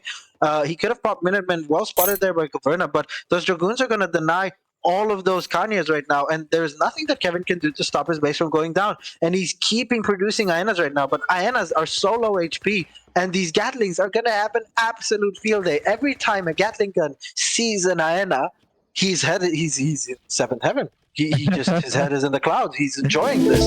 He's like, please give me 100 Hyenas. I'll take all of them on. Yeah, No that's problem. the classic North American thing, fighting the natives out with the better technology, with the better weapons. That's what we are exactly seeing here, ladies and gentlemen. The carbine caps chasing the wild Hyenas. Hyena trying to reinforce there, getting a nice shot. But Rohbrot now sending 1k wood. He has cleaned out Iroh's infrastructure. All Iroquois units cost so much food and wood. It will be so hard to replace all those houses. Kevin doing a good Yeah. job though, catching some reinforcements, but this looks like Rohbrot is in the commanding lead. The problem is, how does Kevin deal with those 3 Gatling guns? He doesn't deal with them. That's as simple as that. He doesn't deal with them. He cannot deal with them anymore. And again, Kevin trying to, extend his lead by more and more eco. But brother, you're on 45 bills and 3 TPs, but you have nothing valid to spend it on. You have nothing good to spend it on. And if you have nothing good to spend your resources on, resources are useless. In this game, bigger armies and stronger armies have always had the advantage if the remass from the opponent isn't there, even though he has the economy, because the remass is just pointless right now. Rohbrot, if I'm correct in how I know Rohbrot is probably trying to macro right now for an Ulan shipment. He has 1,000 wood on the floor right now, and as we're looking at USA, yeah, he is exactly macroed for the Ulan shipment, buying that food from the market. And he's going to get a lot of XP right now for killing all of these buildings. That's all he wants to do, take down more and more and more buildings. When those Ulans come in, tell me exactly what anti-cav Eero has in H2 to deal with guard Ulans. Oh man, Musk Huss Gatling gun, that's the scariest composition that you can face in H2. And Kevin was trying to go for a base trade, but there is just so much siege potential in Rohbrot's army, and I love the choice that Rohbrot went straight for the jugular, headed straight for the heart of Kevin's base instead of wasting time sieging those trading posts which are far off. And yeah, you called it exactly. With the XP floating in with his macro, he'll get the Yulan pop, and that's exactly what he needs to deal with all those pesky Hyenas and to block those Kanya horsemen. And I don't see how Kevin comes back into this. And as I've said, USA Eco, he's been practically idle the entire game, but because of all of that income of coin that he had, and especially with him being a market trade enjoyer, he's always been able to just pump out more and more units and more shipments, right? He even got a state capital with the wood that he has acquired. Now, those tomahawks, bless their little cute hearts, are not going to be able to do, excuse my French, jack shit. They're not going to be able to do absolutely anything. Anything. Yeah. This is not sufficient anti-cap right now. And Kevin is deciding to stay longer in this game because he feels like he has a chance, because the scores aren't that bad. It's because he just has triple the economy of USA, but there isn't a point to his economy right now, and especially with those Ulan popping, there's going to be so much of a higher score difference right now. There we go. Ulans are in on the field. Ulans are catching the Haudenosaunee tomahawks right now. 2 Ulans are chasing the Hyena, and these 2 Ulans by themselves can destroy that entire Hyena mass without a problem. 5 Kanyas are being caught right now, not losing a single Gatling gun as well. He is going to take his main force, his main army. He's going to start looking for those poor Iroquois villagers, losing what, 1-2 Ulans in that entire trade, trading for 20 units, trades that Eero cannot really take anymore. And there we go, another flag being posted, and this is looking like GG because USA is 6k score up while having less than half of the eco of Iroquois right now. That says a lot about this story. In this game, the kill-death ratio has been insane. I mean, I don't think Rohbrot has lost like even 5 units in the last 5 minutes, while Kevin has bled like his entire mass twice. And look at those Ulans don't care. They are just crashing into the Tomahawks one by one. Now Rohbrot is cleaning up the trading posts, will reclaim some of them for his own. Yeah, I mean, Kevin is just turking at this point. Yeah, I don't he see how is he because can come back he's into in this. pure disbelief of how he's losing this game. But in all fairness, yes, USA had way too many windows of somehow coming back because the Civ is just completely busted. But Kevin made a very wrong decision by going for conservative tactics and not going for the 600 coin age up. Because the only way to beat USA is by playing flawlessly. And he did that for 7 or 8 minutes of the game. After those 7, 8 minutes, he stopped playing flawlessly. And look at how quickly the game has gone out of hand for him. Yeah. And I have to say that was a lovely pop by Rohbrot. I think Rohbrot's that has been Rohbrot's playstyle. He'll have half the economy, half the resources gathered, but he'll have the superior units, superior techs, better timings, and those juicy pops. And he just takes the games with the better trades. And look at that, catching the Kanya horseman with the Minutemen of the Yulan. And look at that age 120 Oh my storm god. reinforcement card. Oh my god, that is just a horrendous shipment, isn't it? And look at how much damage those skirmishers are doing by themselves already. And I cannot wait for Kevin's balance opinion to change after this game. I cannot wait. Honestly. Yeah. I absolutely cannot wait because you can say whatever you want about Ottoman, you can say whatever you want about Ethiopia and Lakota. There is no single civ in the game that has the same comeback potential as USA from that point in the game. From such a losing position, there is not a single civ in the game that can do what USA just did this game. Yeah, I have to say though that was a lovely pop. Positioning the blockhouses perfectly, getting the regular pop, and then the Gatling gun micro by Rohbrot. But yeah, as you said, it was Kevin's game to lose, especially after catching that capital wagon, is it? And getting that early force stagecoach. I mean, yeah, it was Kevin's game to lose. Kevin did one slip up, and Rohbrot just got back into the game. Yeah. Knowing Kevin, he's probably chatting right now. Like, oh, dude, this is so balanced. Dude, I threw this so hard. This is what I'm thinking.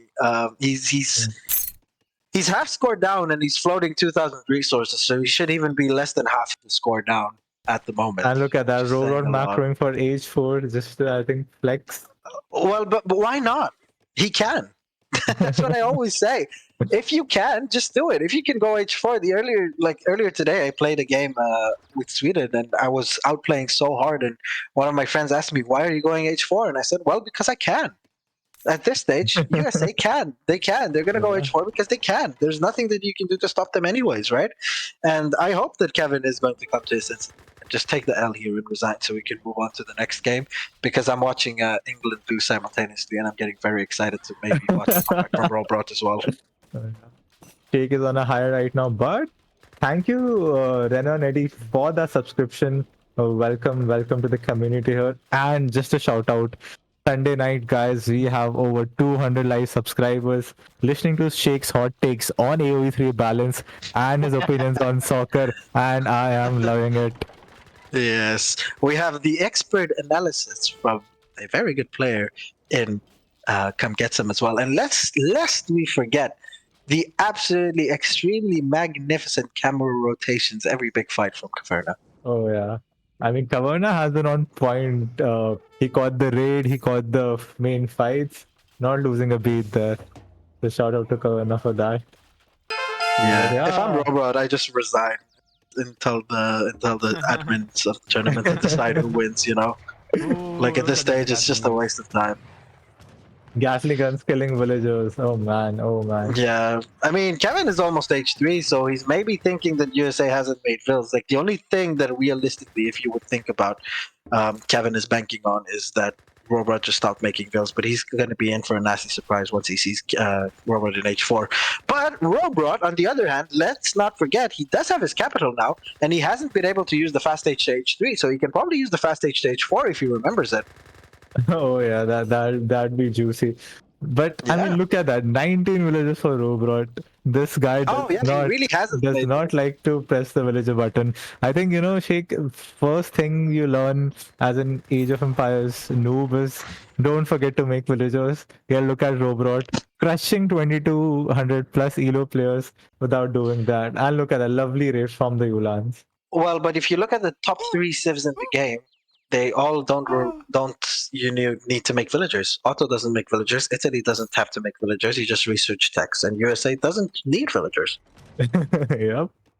So yeah, go figure. You don't need to make villagers to win an AoE3 anymore, do you? Oh man. But yeah, this just feels like, Kevin is raging, as you said. Um, he's trying to pop skirmishers. He used the fast H2 for he used the fast H politician for H2. Now he aged up with those mantlets. I don't see what he can do right now. I think he's just, He can't do anything. super annoyed. He's frustrated. And he's Rohbrot is gonna hit him with a California. I can already. Rohbrot is just having fun at this point.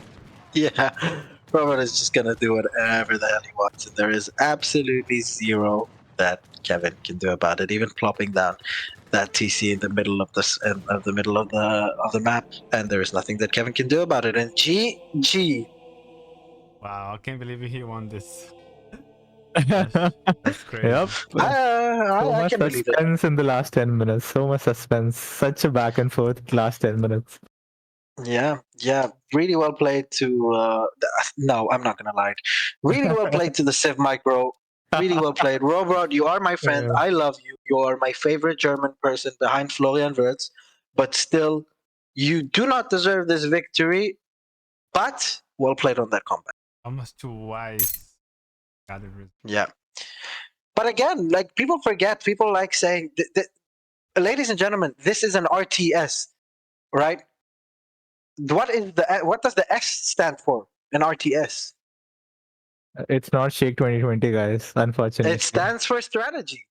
And honestly, strategy should be beating things like micro and macro when obviously the micro and macro doesn't overwhelm the strategy by the other player being completely horrible, right? But still, this was really well done by Rohbrot by picking the Civ. I'm going to commend him for picking USA here. He knows his back is against the wall. He knows his opponent is playing his main Civ, and he knows that he's going to be able to play USA. So obviously he wasn't counterpicking this game, but still, if the Civ that is the most busted isn't banned, then why not play it? And especially with the knowledge that Kevin cannot play the Civ because he banned it himself. Yeah, I mean, perfectly said. Strategy is a crucial part of the game. A better build is plus 200 elo any day. And as you said, it's a tournament. Civ picks are Civ picks, rules, maps, adapting to all those things are what makes you a better player. And yeah, Rohbrot made a crucial mistake losing that capital wagon, but kept his cool. Popped the blockhouses perfectly, popped the regular badge perfectly. Kevin did one slip up, and yeah, the game just slipped up away from him, and yeah, it brings the score to 2 each in this series. And yeah, I'm excited for game number 5 here. All right, so I'm ready Exactly. to game number 5. Now we're just gonna see the lovely mapping intro. All right. Is one of the world's largest freshwater wetlands, a vast area of floating vegetation, home to hippos and crocodiles. Players spawn on their own island on either side of the swamp, near a trade route that bisects the wetlands. Sudanese tribes inhabit the edges of the marshes. Try to secure control over the central island to gain an edge over your opponent.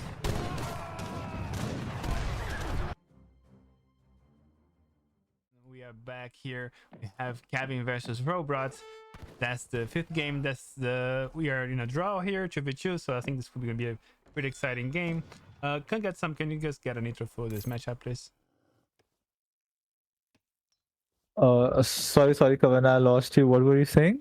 Can you Take us away? Yes. Oh yeah, so we have Kevin here spawning as Mexico on the map side on the 7 o'clock position in the color blue, going for the good treasure in the south of the map. And we have Rohbrot playing Germany. Oh man, Rohbrot's Germany.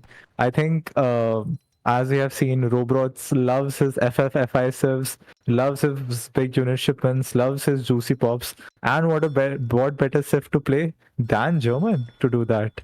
And yeah, spawning in the right side of the map in the color red, playing German, his native civ, I believe. Yeah. Yep, his native civ. And yeah, going for that early hunting dogs. And I really like this map for German, Sheikh and Kavarna. You have there is not a lot of hunt. It is an open map, so it does favor those open cav fights, and you have a lot of safe mines on the top of the map, back of the map. So yeah, I really like German as a civ choice on this map, especially. Yeah, excuse me that I wasn't paying attention. Bellingham scored a 95 overhead kick in the 95th minute to actually draw the game. But back to the Whoa, theories. okay. Yeah, Germany versus Mexico. I don't know, Kamkitsam. I haven't seen this matchup play out quite often. Have you? Not really, but I'm expecting a forward hacienda from Kevin.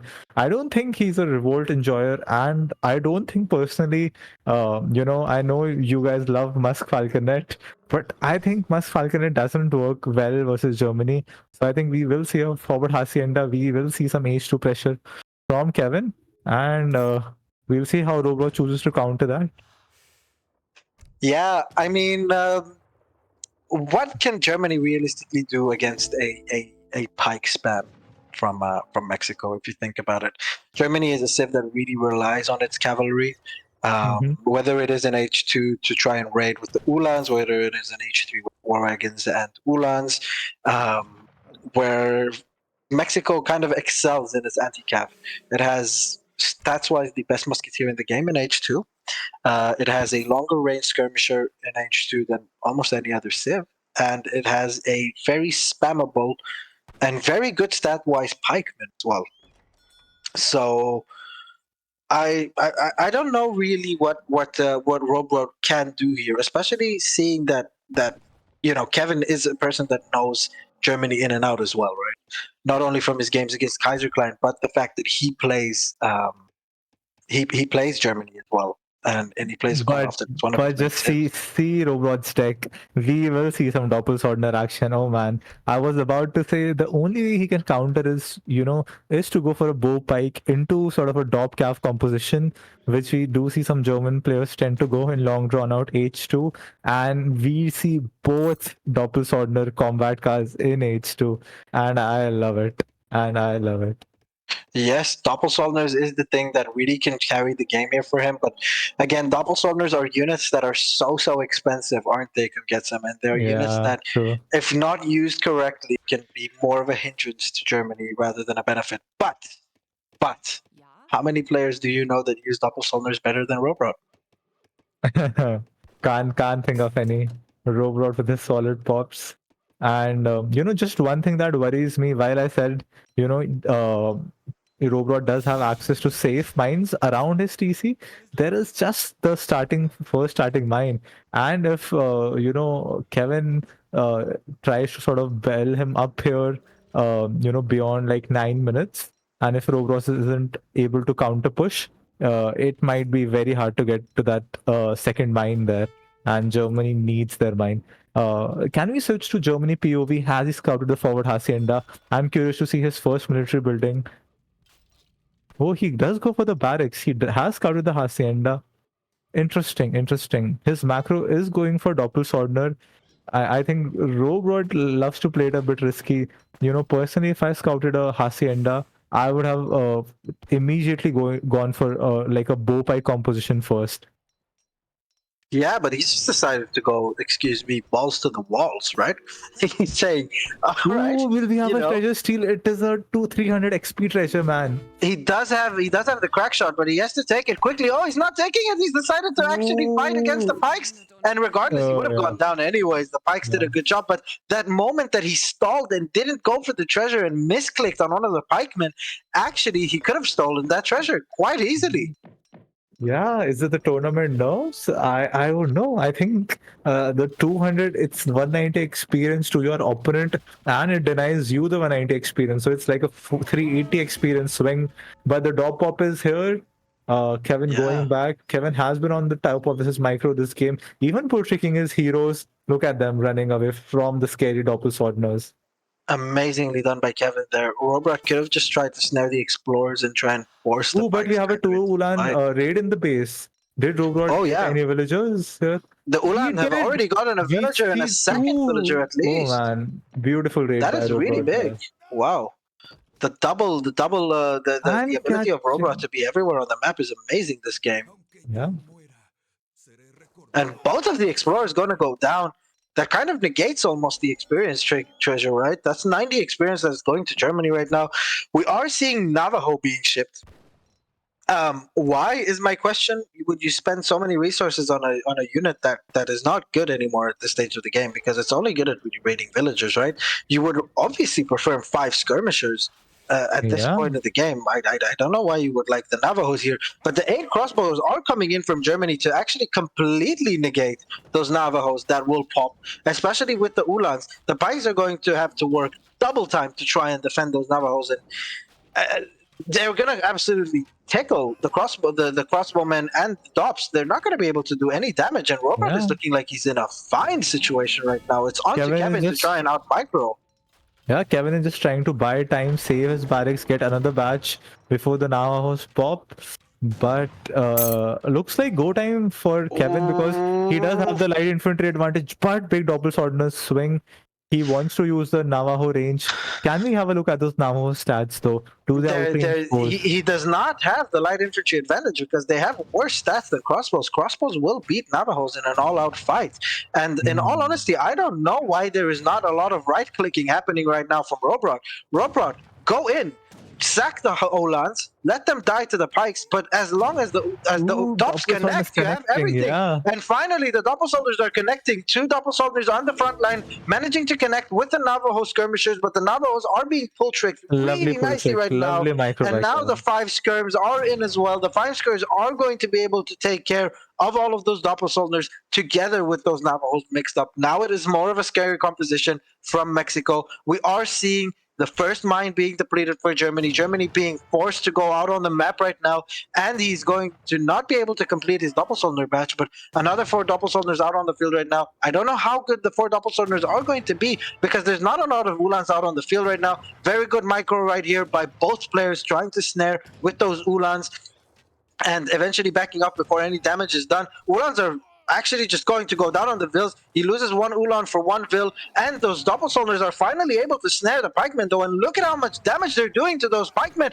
and more double soldiers coming in Ooh, from the yeah. back, surrounding those pikemen, and those villagers are left undefended as well. Another villager goes down, and the Ulans are completely on the skirmishers, and the skirmishers are all going down. This has been an absolutely brilliant fight for Rohbrot, and those double soldiers have paid their price. They have delivered hard on what the robot has paid for them, and he has managed to take down 6 villagers so far in this game, and it's not even been 9 minutes, and Robot still has all the Ulans out on the field, and he still has his crossbows.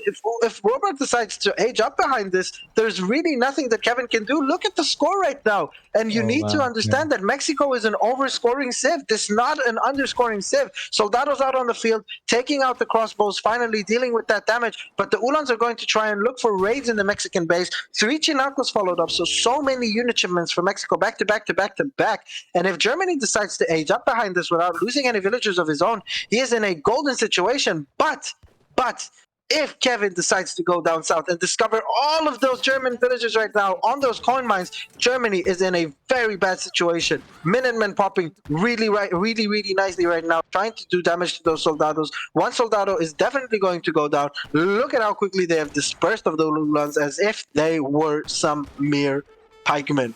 They have made those Ulans absolutely look ridiculous. Chinacos are going to go down to the Minutemen and the TC fire eventually. Germany is going to ship the 9 Brigadiers. That's exactly what he needs. 9 Irish Brigadiers is going to be able to allow him to age up to the 3rd age relatively unscathed.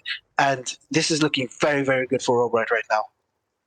Yeah, very well put. I mean, but I have to say kudos to Sheikh. I talk about Haza's APM. I talk about Robrot's pops. I talk about Gigs Germany. But can you give some love to Sheikh's words per minute? I think Words per minute. words per minute. I mean, do you do some vocal cord training, bro? Because that was insane. Very well casted. I was just I was like, let's No. not interrupt. Let this man cook. What a flow! But we have a lovely raid there. While he's going to H3, and as you said, those Irish brigadiers will shut down the, Soldado pressure under his Yeah. TC. Let's look at the German base really quickly. Caverna, those Irish brigadiers have popped, and they are starting to do Remember, more they on those promote. revolt. Yeah, they promote. They're doing a great job against those soldados right now. And not only are they killing the soldados, Ulans are killing villagers on the other side as England take the lead 2-1 simultaneously, by the way, in extra time. We are everywhere right here, ladies and gentlemen. We are watching everything. So the words per minute went up as I saw England score the goal. And I'm actually really, really happy because this is a nice comeback story. Regardless. Germany right now hitting H3. Does Germany have a shipment right now queued? I'm very interested to see because 8 skirmishers Yeah. could be a GG shipment. I think after the Irish brigadiers, it will be hard to get a shipment in. But I think Rohbrot's economy is unscathed. He is causing a lot of distraction with those raids, and he has successfully shut down the Soldado pressure. So yeah, I don't see how Kevin can come back in this game right now. And as you were saying, Kevin is nowhere near aging right now. He is nowhere near aging. The only thing he can do is revolt. So, ladies and gentlemen, we're gonna get DE'd. We're going to see probably a revolt. We're probably going to see Falconets. We're probably going to see Culverins. But the question is it enough against an HD Germany? I don't think so. Yeah, that's the infamous revolt coming in. After Lionheart was out, I was sort of a little bit sad and happy at the same time that, we won't be seeing much of revolts after the round of 16 anymore. But, Kevin gave us the first revolt, I think, in this round of 8 here. Oh, but I have to say, Kevin, has the presence of mind to get that another 190 XP treasure. Small things like that, that can help you come back into the game when you're so far behind. But let's see what he can do versus the scary H3 composition. Germany still has that trading post. Germany not losing any settler wagons. Germany freely gathering on those coin mines is a scary H3 Germany. Anyways, yeah, that was really a good analysis by you there, Come Get Some. And honestly, what would you do if you were Mexico in this situation? Would you try and go for Falconet Heavy? Would you try and add more pikemen in, knowing that Germany is going to have those Ulan shipments? But it's just looking unwinnable at this stage anymore, doesn't I it? think you desperately need those Chinacos. I think Germany will go heavy on Ulan skirms, and Chinako are one of those cavalry that do well versus other cavalry and do decent versus skirmishers. So you need a nice, maybe a Musk, Husk, Falk, Soldado, Chinako composition here. I don't think Saltidios is the answer. They get outranged, out-teched, and outgunned by the H3 skirmishers of Germany, and Germany will have so many Ulans coming in. It's just, impossible to do a skirm war against them. That is the complete truth. But, my friend, to negate your point, we do have veteran Ulans at this stage in the game. We are seeing a very, very, very late steel traps coming in from Germany. There we go. We're back. We are seeing a very late steel traps, and we are seeing some revolutionaries being produced by Kevin. Why? That will be a juicy raid, though, on the north. Oh my god, if he manages to catch those villagers. If I'm Kevin right now, I'm sacrificing that one vill, but it's just gonna get one shot. And those Ulans, if those Ulans just try and go north and try and run away from those villagers, anticipating something of an army coming in from Mexico to try and defend, then he can go on and pick about 10 villagers for free. Regardless, those Ulans with their high damage are going to be able to take down at least 2 villagers, which they do. They take down 2 villagers. Those revolutionaries aren't going to be able to do anything to veteran Ulans anymore at this stage in the game. Revolutionaries, they are H2. They're not like the Spanish revolutionaries when they revolt to Chile. Enough skirmishers to one-shot soldados at this point in the game. And as you can see, the soldados are slowly dwindling down. Ulans are just crashing in right now, just right-clicking. Revolutionaries have no melee multipliers against cavalry. Their only melee multiplier is a very low one, if I'm not mistaken. It's 1.2 and a very low base damage of 10. So those skirmishers are going to have a field day on the other Saltiadors right now on the field. Plus those Ulans are just going to be able to clean everything up, and Germany is looking in a very commanding position right now, especially shipping those 8 skirmishers, and more Ulans are going to be followed up with this, probably being trained from Germany. Minutemen being called, but alas, Minutemen are not going to be able to do anything at this stage in the game. And again, this is a beautiful story right now. Everyone in the chat saying Rohbrot needs gimmicks to win this because Kevin is the better player. Well, let me tell you something about my good friend Rohbrot. He is criminally underrated. His knowledge of unit composition and timings is absolutely phenomenal, and he has mastered his way of microing units that he deems fitting for his game style. All of those villagers are going to go down, and he is winning this game without any lame strategies. He is winning this, mind you, against a very lame civilization. I take my hat off for Rohbrot this game. He has played this absolutely phenomenally, and he deservedly takes a 3-2 lead in this series. Very well put, Sheikh. I have to give it to Rohbrot here. No gimmicks were played here, no DE stuff. In fact, he showed us the way how to, sort of counter the Mexican pressure. Love the Doppelswordner meta adopted by Rohbrot. Loved his pops. Loved the Irish Brigadier adaptation to hold the Soldado. Loved his raise. And look at that fight in H2. I think, Kevin with his pull tricking micro was looking very good, but there was just, bows, tops, Ulans, everything getting stuck in there. And as Sheikh said, well microed by Rohbrot. And just, took the game. And is ahead The in the fact that series. the fact that Rohbrot managed to make Doppel soldiers look like an absolutely overpowered unit in H2 just shows how good of a player he is in his own game style. Ladies and gentlemen, you can watch Kaiser Klein, you can fantasize about Breeze, you can say gigs and say that you'll never ever reach his level, you can salvitate from your mouth by watching Hazard play, but at the end of the day, if you want to make it in this game and you want to be on this stage playing these kind of series and you have aspirations for it, you take the game style that you know how to play and you try and perfect it. And Rohbrot is the great example for a lot of people who probably don't have the same mechanical skills as those pros that we are watching day in, day out.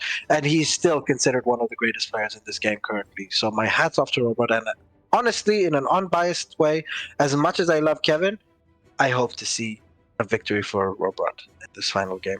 Oof. And Rohbrot is 3-2 ahead in this best of 7. Had momentum of winning the last 2 games back to back, clutching them from Kevin, who was ahead initially 2-1, and is on match point here. So yeah, looking a bit dicey from Kevin, but let's see how Kevin does under pressure. Do we have the Ivory Coast map video ready, Kavarna? Let's hit it. I'm excited to go into game number 6. Not really. No, we actually do. Alright, let me go into that right now. Perfect. It's lined with mangrove trees and lagoons, which give way to grassy plains and eventually a plateau. The Ivory Coast is an important hub for trade. The naval trade route connects Africa with Europe and the Americas, while its counterpart on the mainland connects the coast to the savannah, and controlling these routes is critical for victory. The land trade route bisects the plateau in the north, so each team has access to easily defendable resources away from the water.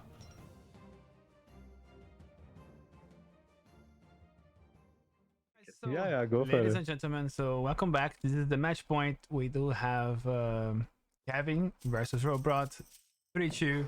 Take it away, please. Ladies and gentlemen, welcome to Game 6 of this Best of 7 series in the quarterfinals of the ESOC Spring Championship, hosted by ESOC.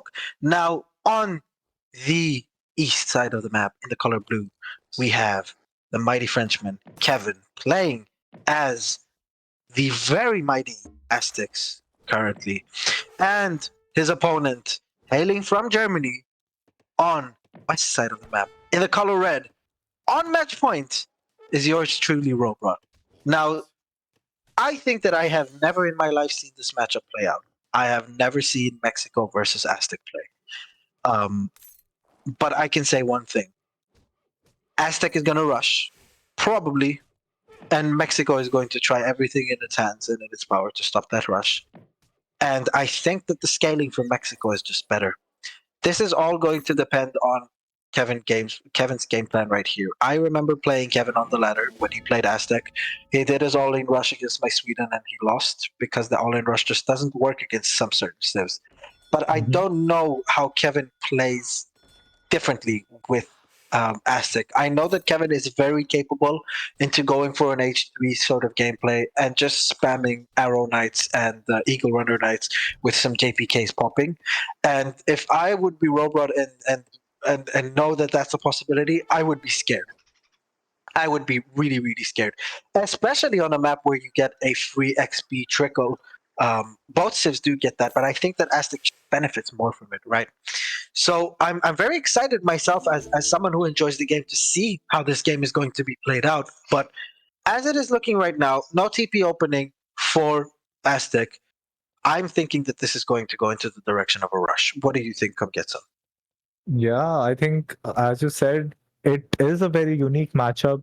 Aztec is one of the civs where you wouldn't want to necessarily place a forward hacienda. The Aztec rush is scary. I think it's scarier than the Mexican FP pressure we saw last game.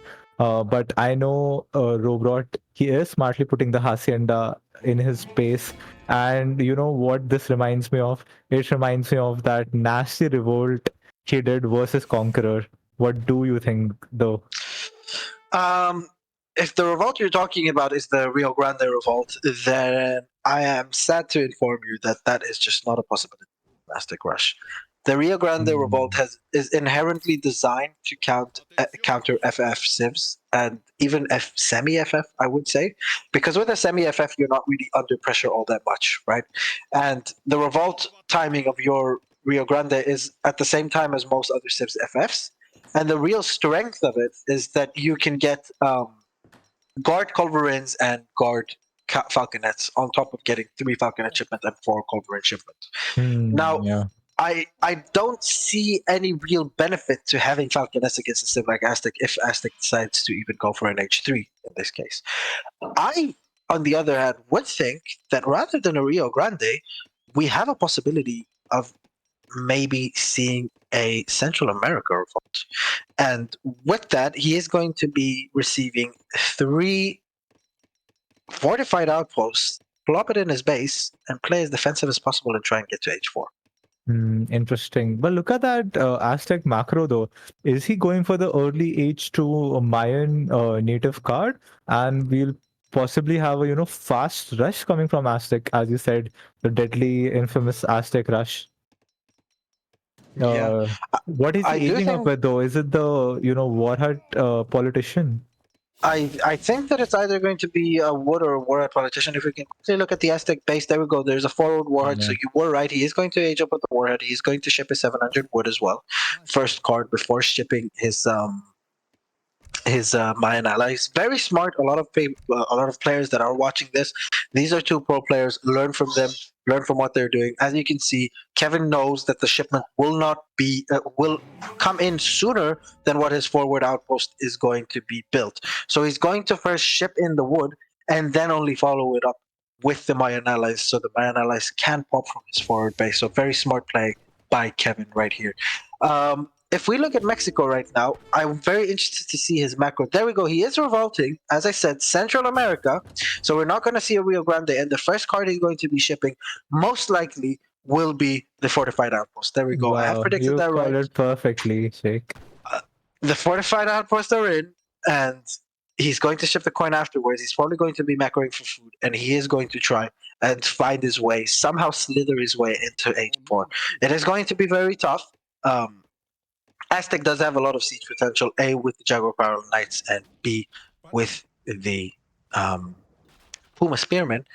But if he manages to get that H4 in, there is very little Aztec can do to Yeah. hold an H4 push from Mexico.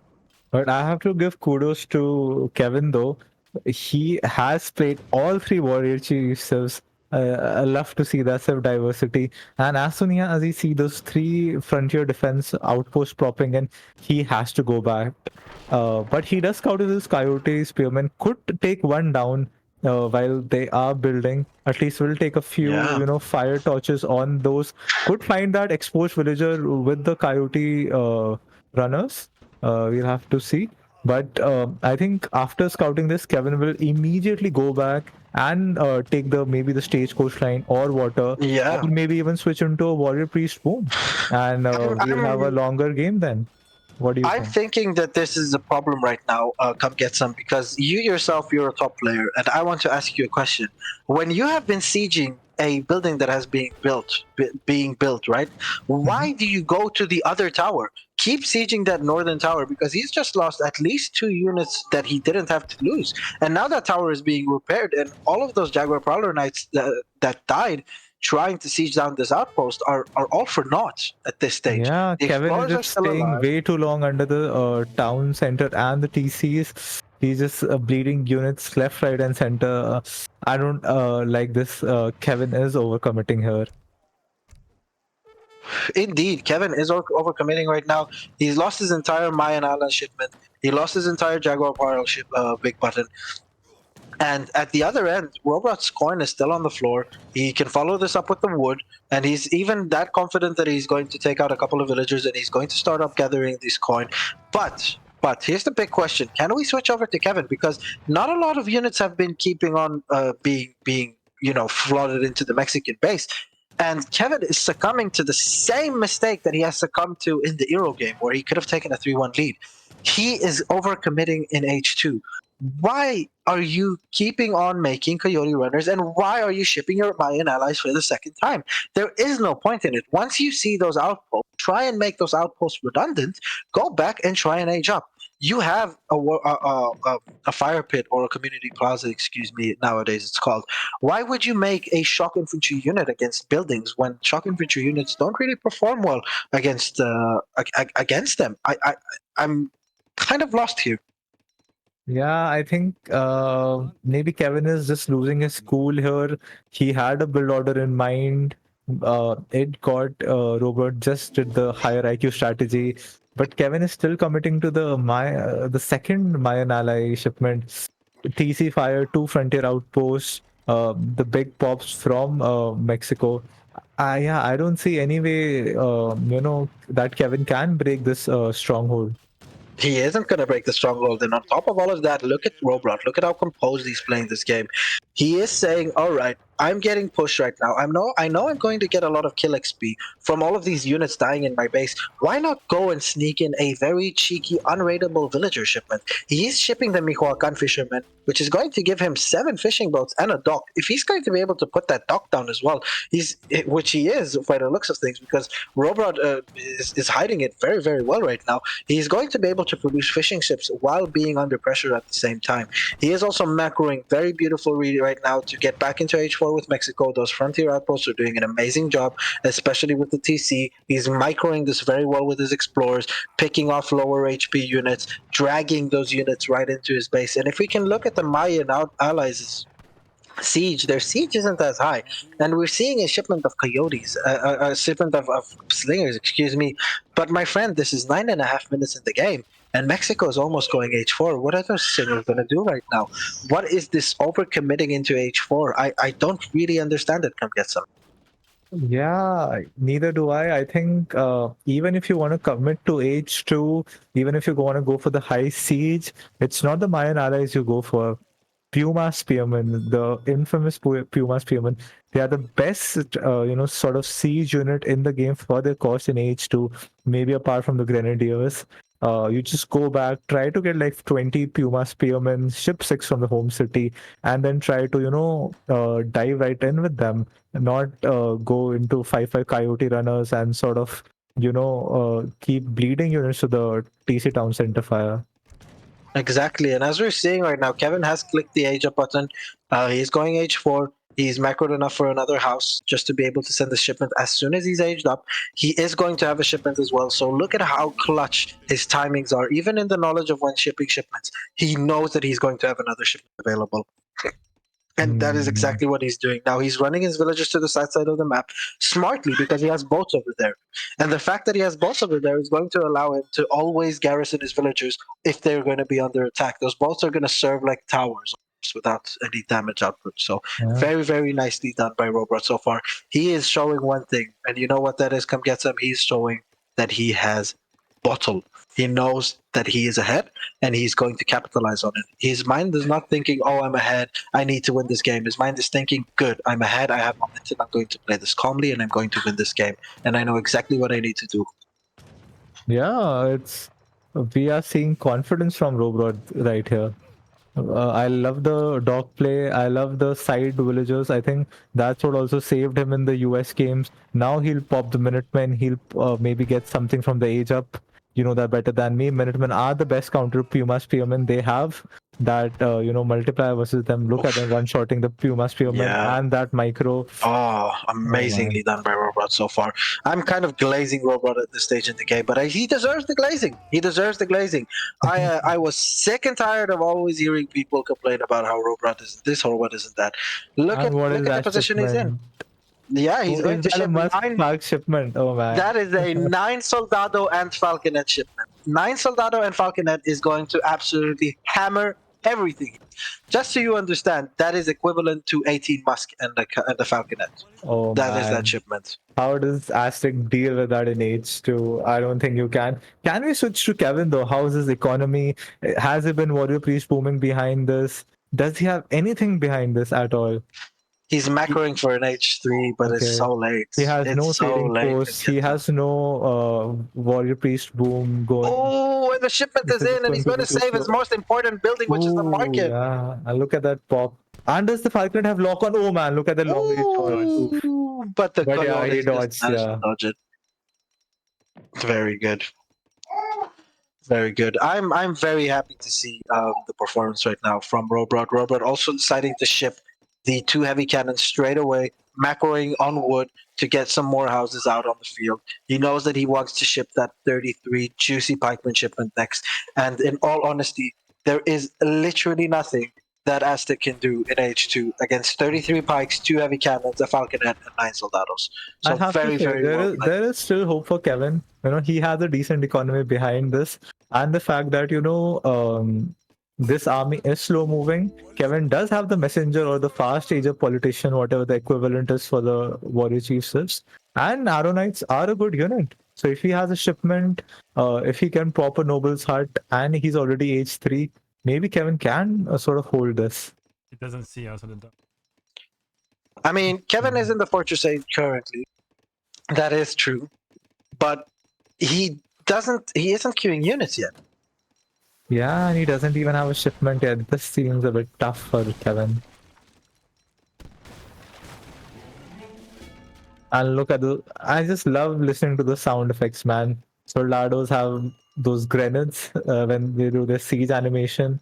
And look at this glorious army marching across the Sud map.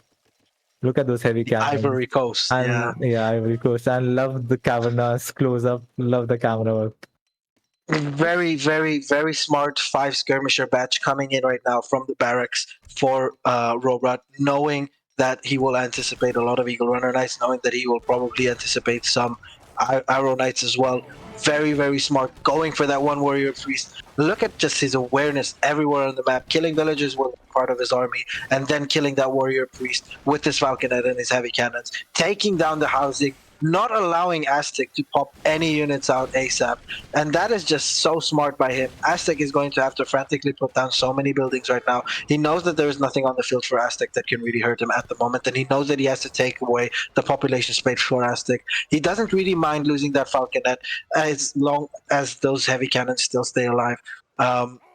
We're seeing more houses frantically being put down, 5 skirmishers coming up, 33 pikemen coming in just for that additional siege damage. That TC is going to go down soon enough before those Arrow Knights are going to be able to get popped and save that TC. Those Salteadors will be able to help in sniping them.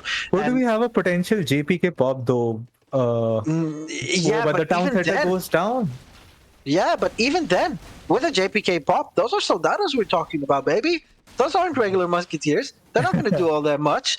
And yeah, those heavy cannons are being shot at right now by the Arrow Knights. And if we're looking at the pikes right now down south, the pikes are doing a lot of damage. One heavy cannon is already down, but those soldados are taking care of the of business right there. Those Arrow Knights are going to go down before they're going to manage to kill that last heavy cannon. That last heavy cannon moving quite far away, taking down that Nobles Hut. That's another 120 HP right there for Mexico. The other Nobles Hut is also going to go down to the pikemen and that heavy cannon before those arrow knights pop. And now Aztec has 0 units out on the field, and Rohbrot is looking in a fantastic position because he still has that heavy cannon out on the field. Those pikemen are just going to run ragged all around the map, and he has found the bulk of the economy of Aztec right now. We have a Nobles Hut in the north as well. If those villagers are going to lead those pikemen to the north as well, and he's going to know where all those villagers are, then this is really GG. Even though, in my opinion, it is looking over. Rohbrot has played this so composed right now. He's looking like the top player that he is. Honestly, he has not disappointed so far this game. Smartly staying in the Aztec base right now, taking all of this additional infrastructure. He's not stressing. He's not thinking about trying to find that other base frantically and giving time and allowing pop space for Aztec to continue their production. More pikemen on the south, finding more villages with that explorer, snaring half of the Aztec economy down south right now, and smartly bringing his army over there to take care of it. And honestly, Love the map just a masterclass. I mean, this has just been an absolute masterclass from the beginning to end. Rohbrot has completely out RTS'd his opponent. That's true. That's true. I have to say. And even having the presence of mind to sort of spread his insurgentes all over the map, he knows that, Kevin must have a side base somewhere, and he just found out and just went straight for it. No, nothing Kevin can do. And I was just getting such major deja vu 1 minute ago. We have seen Kevin in this series so far, being in this position several times. He's making culverins, he's making arrow knights, and he's getting his base siege down by Musk cannon. I think that's the third time this series I have seen this happen. And Rohbrot just keeps doing it and makes it work every time. Yeah, that's a very correct analysis by you. And the fact of the matter is that the awareness from Rohbrot is just what is keeping him in the game, because Kevin is a player that is very, very good. If you let the door open for Kevin, Kevin will come back and he will punish you. He's a player that has the capabilities to do it. Not only that, he's a player that has the Civ pool that also has the capabilities of punishing opponents and with the ability to come back. Aztec is a Civ that has the ability to come back in a lot of different situations. But the fact that Rohbrot is just all over the map the entire time. The fact that he manages to micro fight against Jaguar Prowler Knight Big Buttons with his skirmishers while simultaneously hunting down villagers at the same efficiency, while almost not skipping a beat, is so impressive by Rohbrot. He is really showing his APM this series as well, and I'm just mightily impressed. I know that I keep dragging on about how amazing I find his performance, but I feel like it is a deserved assessment right now. Those Coyotes are going to get on top of that heavy cannon. They are going to deal with that heavy cannon finally, but not before losing almost all of them to the Soldados and the Pikemen. The JPKs right there are snared down south by the Explorers. The skirmishers aren't taking care of them. Factory is down right now. Mexico on 34 villagers, making vills, making fishing boats. Both factories right now are on heavy cannon production. We are seeing as well the upgrades in the factories for, I think it is wood and for heavy cannons. He canceled the wood one if I'm not mistaken. Pike's catching out the stray Coyotes left. And it is just a matter of time until he finds that base in the north and disposes of Aztec and crowns himself as the winner of the series, and will move on to the semifinals of the ESOC Spring Championship. Yeah, I mean, I hate to call it over before it's over, but I don't see Rohbrot making any mistake. And I see no way for Kevin to come back into this game, even though he's trying hard, stealthing his Jaguar Prowler Knights. But yeah, I don't see him coming back. And yeah, Rohbrot showing his composure, showing his confidence. Again, just, the better build and executing it perfectly. Yeah, exactly. You stated it completely correct. And I'm a person that likes to, what the kids call today, yap. I'm a yapper. They like to talk a lot. But the fact of the matter is that Rohbrot is just someone who, another strength that he has that is very often overlooked. And I think that Lionheart has the same strength, even though he is a lesser player by some degree to Rohbrot, in my opinion. But I have to give him his flowers where he deserves it. It's the ability to have composure and the trust in your own skills. You know what you're strong at, and you are going to take the game to a place that is forcing your opponent to play to your strengths. And that is what Rohbrot has managed to do in all 4 of the games that he has won so far. The games that he has lost, he has just not been able to execute his game plan to his liking specifically. And that is Yeah, what often has lost him the game. That's a very good insight, Sheikh. I think the games he lost, one was I think just a terrible matchup and very well played by Kevin. The second game, the Russia versus Ethiopia game, again the map, the livestock, but as you said, it was more of a standard game. As you know, even I would enjoy. It was a Kevin showing a masterclass Ethiopia with the timings, with the big batches, where Rohbrot tried to play very standard, not to his strength. Kevin has played 1,000 games where you have those classic all-out H2 or semi-FF battles, and that's where Kevin shines with the 3-unit micro. And we have seen Kevin's micro this game with the pull trick, the Skirm Goon micro, but Rohbrot just throwing him off the game, throwing curveballs left, right, and center. All these wacky builds, and yeah, And there we see have the it, result. ladies and gentlemen. Rohbrot takes the series 4-2 and advances to the semifinals of the ESOC Spring Championships. A very well-deserved victory for Rohbrot. 4-2 against an absolutely magnificent opponent, I have to say. Kevin is an absolute legend of this game, one of the best players currently playing. And if there was any doubt in anyone's mind that Rohbrot is just being carried by Spain, well, eat your hearts out. Rohbrot is your favorite player, and congratulations on moving on to the next round. Yeah, where Rohbrot will meet the winner of King of Osman versus I Am Turk. Oh man, that's a jagged ladder. That's a jagged Yeah. ladder. Thank you for the co-casting as well. Come get some. You did an awesome job, and so did you, Caverna, with your absolute brilliant map awareness. And I think it's actually showing off in Caverna's games. Recently, he's been playing quite a lot better. He's aware. I think the rotations is helping him a lot, Oh, wow. and constantly being on the map. So thank you guys for co-casting with me. I really had a blast, and I'm so happy to see my friend pull out the win here. And Kevin, also GG to you. Keep your head up. You're an amazing player, and I'm sure you will perform even better in the next one, even though you haven't managed to beat Rohbrot. There is zero shame in losing to a player of Rohbrot's caliber. Yeah, perfectly summed up, summarized by Sheikh. Lovely casting with you guys, Sheikh and Kavanagh. Thank you everyone for tuning in. Over 225 viewers at the peak. Love to see that. And thank you for your support. It's your support, your donations, your subscriptions, your follows, your love that keeps us going and keeps these tournaments running. And yeah, I think it's at 19 GMT. We do have Frontline versus Soldiers scheduled. Unfortunately, I have to leave right now. So I think someone else might take over that cast. But yeah, Yeah, I'm pleasure also being not going here. to be able to be there. Yeah. Okay. Alright, so I'm Also, gonna as a raid final your note, Caverna, Yeah. sorry just for interrupting. Also, congratulations to England on advancing to the quarterfinals of the Euros. And if Bellingham decides to run for the next Prime Minister, he should win by a landslide. Alright guys, thanks for the casting. Thanks everybody for Yeah. tuning in into the ESOC. I hope you guys enjoyed this series, and I'll catch you guys on the next one. Thanks everybody. Catch you. Group. Yeah. Going. Peace. Going. Bye guys. bye. Going. Bye. Bye. Good Bye. night. Bye. Bye. Bye. Bye. Bye bye. Nice one, boys. Yeah. Great cast, That boys. was fun, Amazing man. series. That was fun. That was cool. Yeah.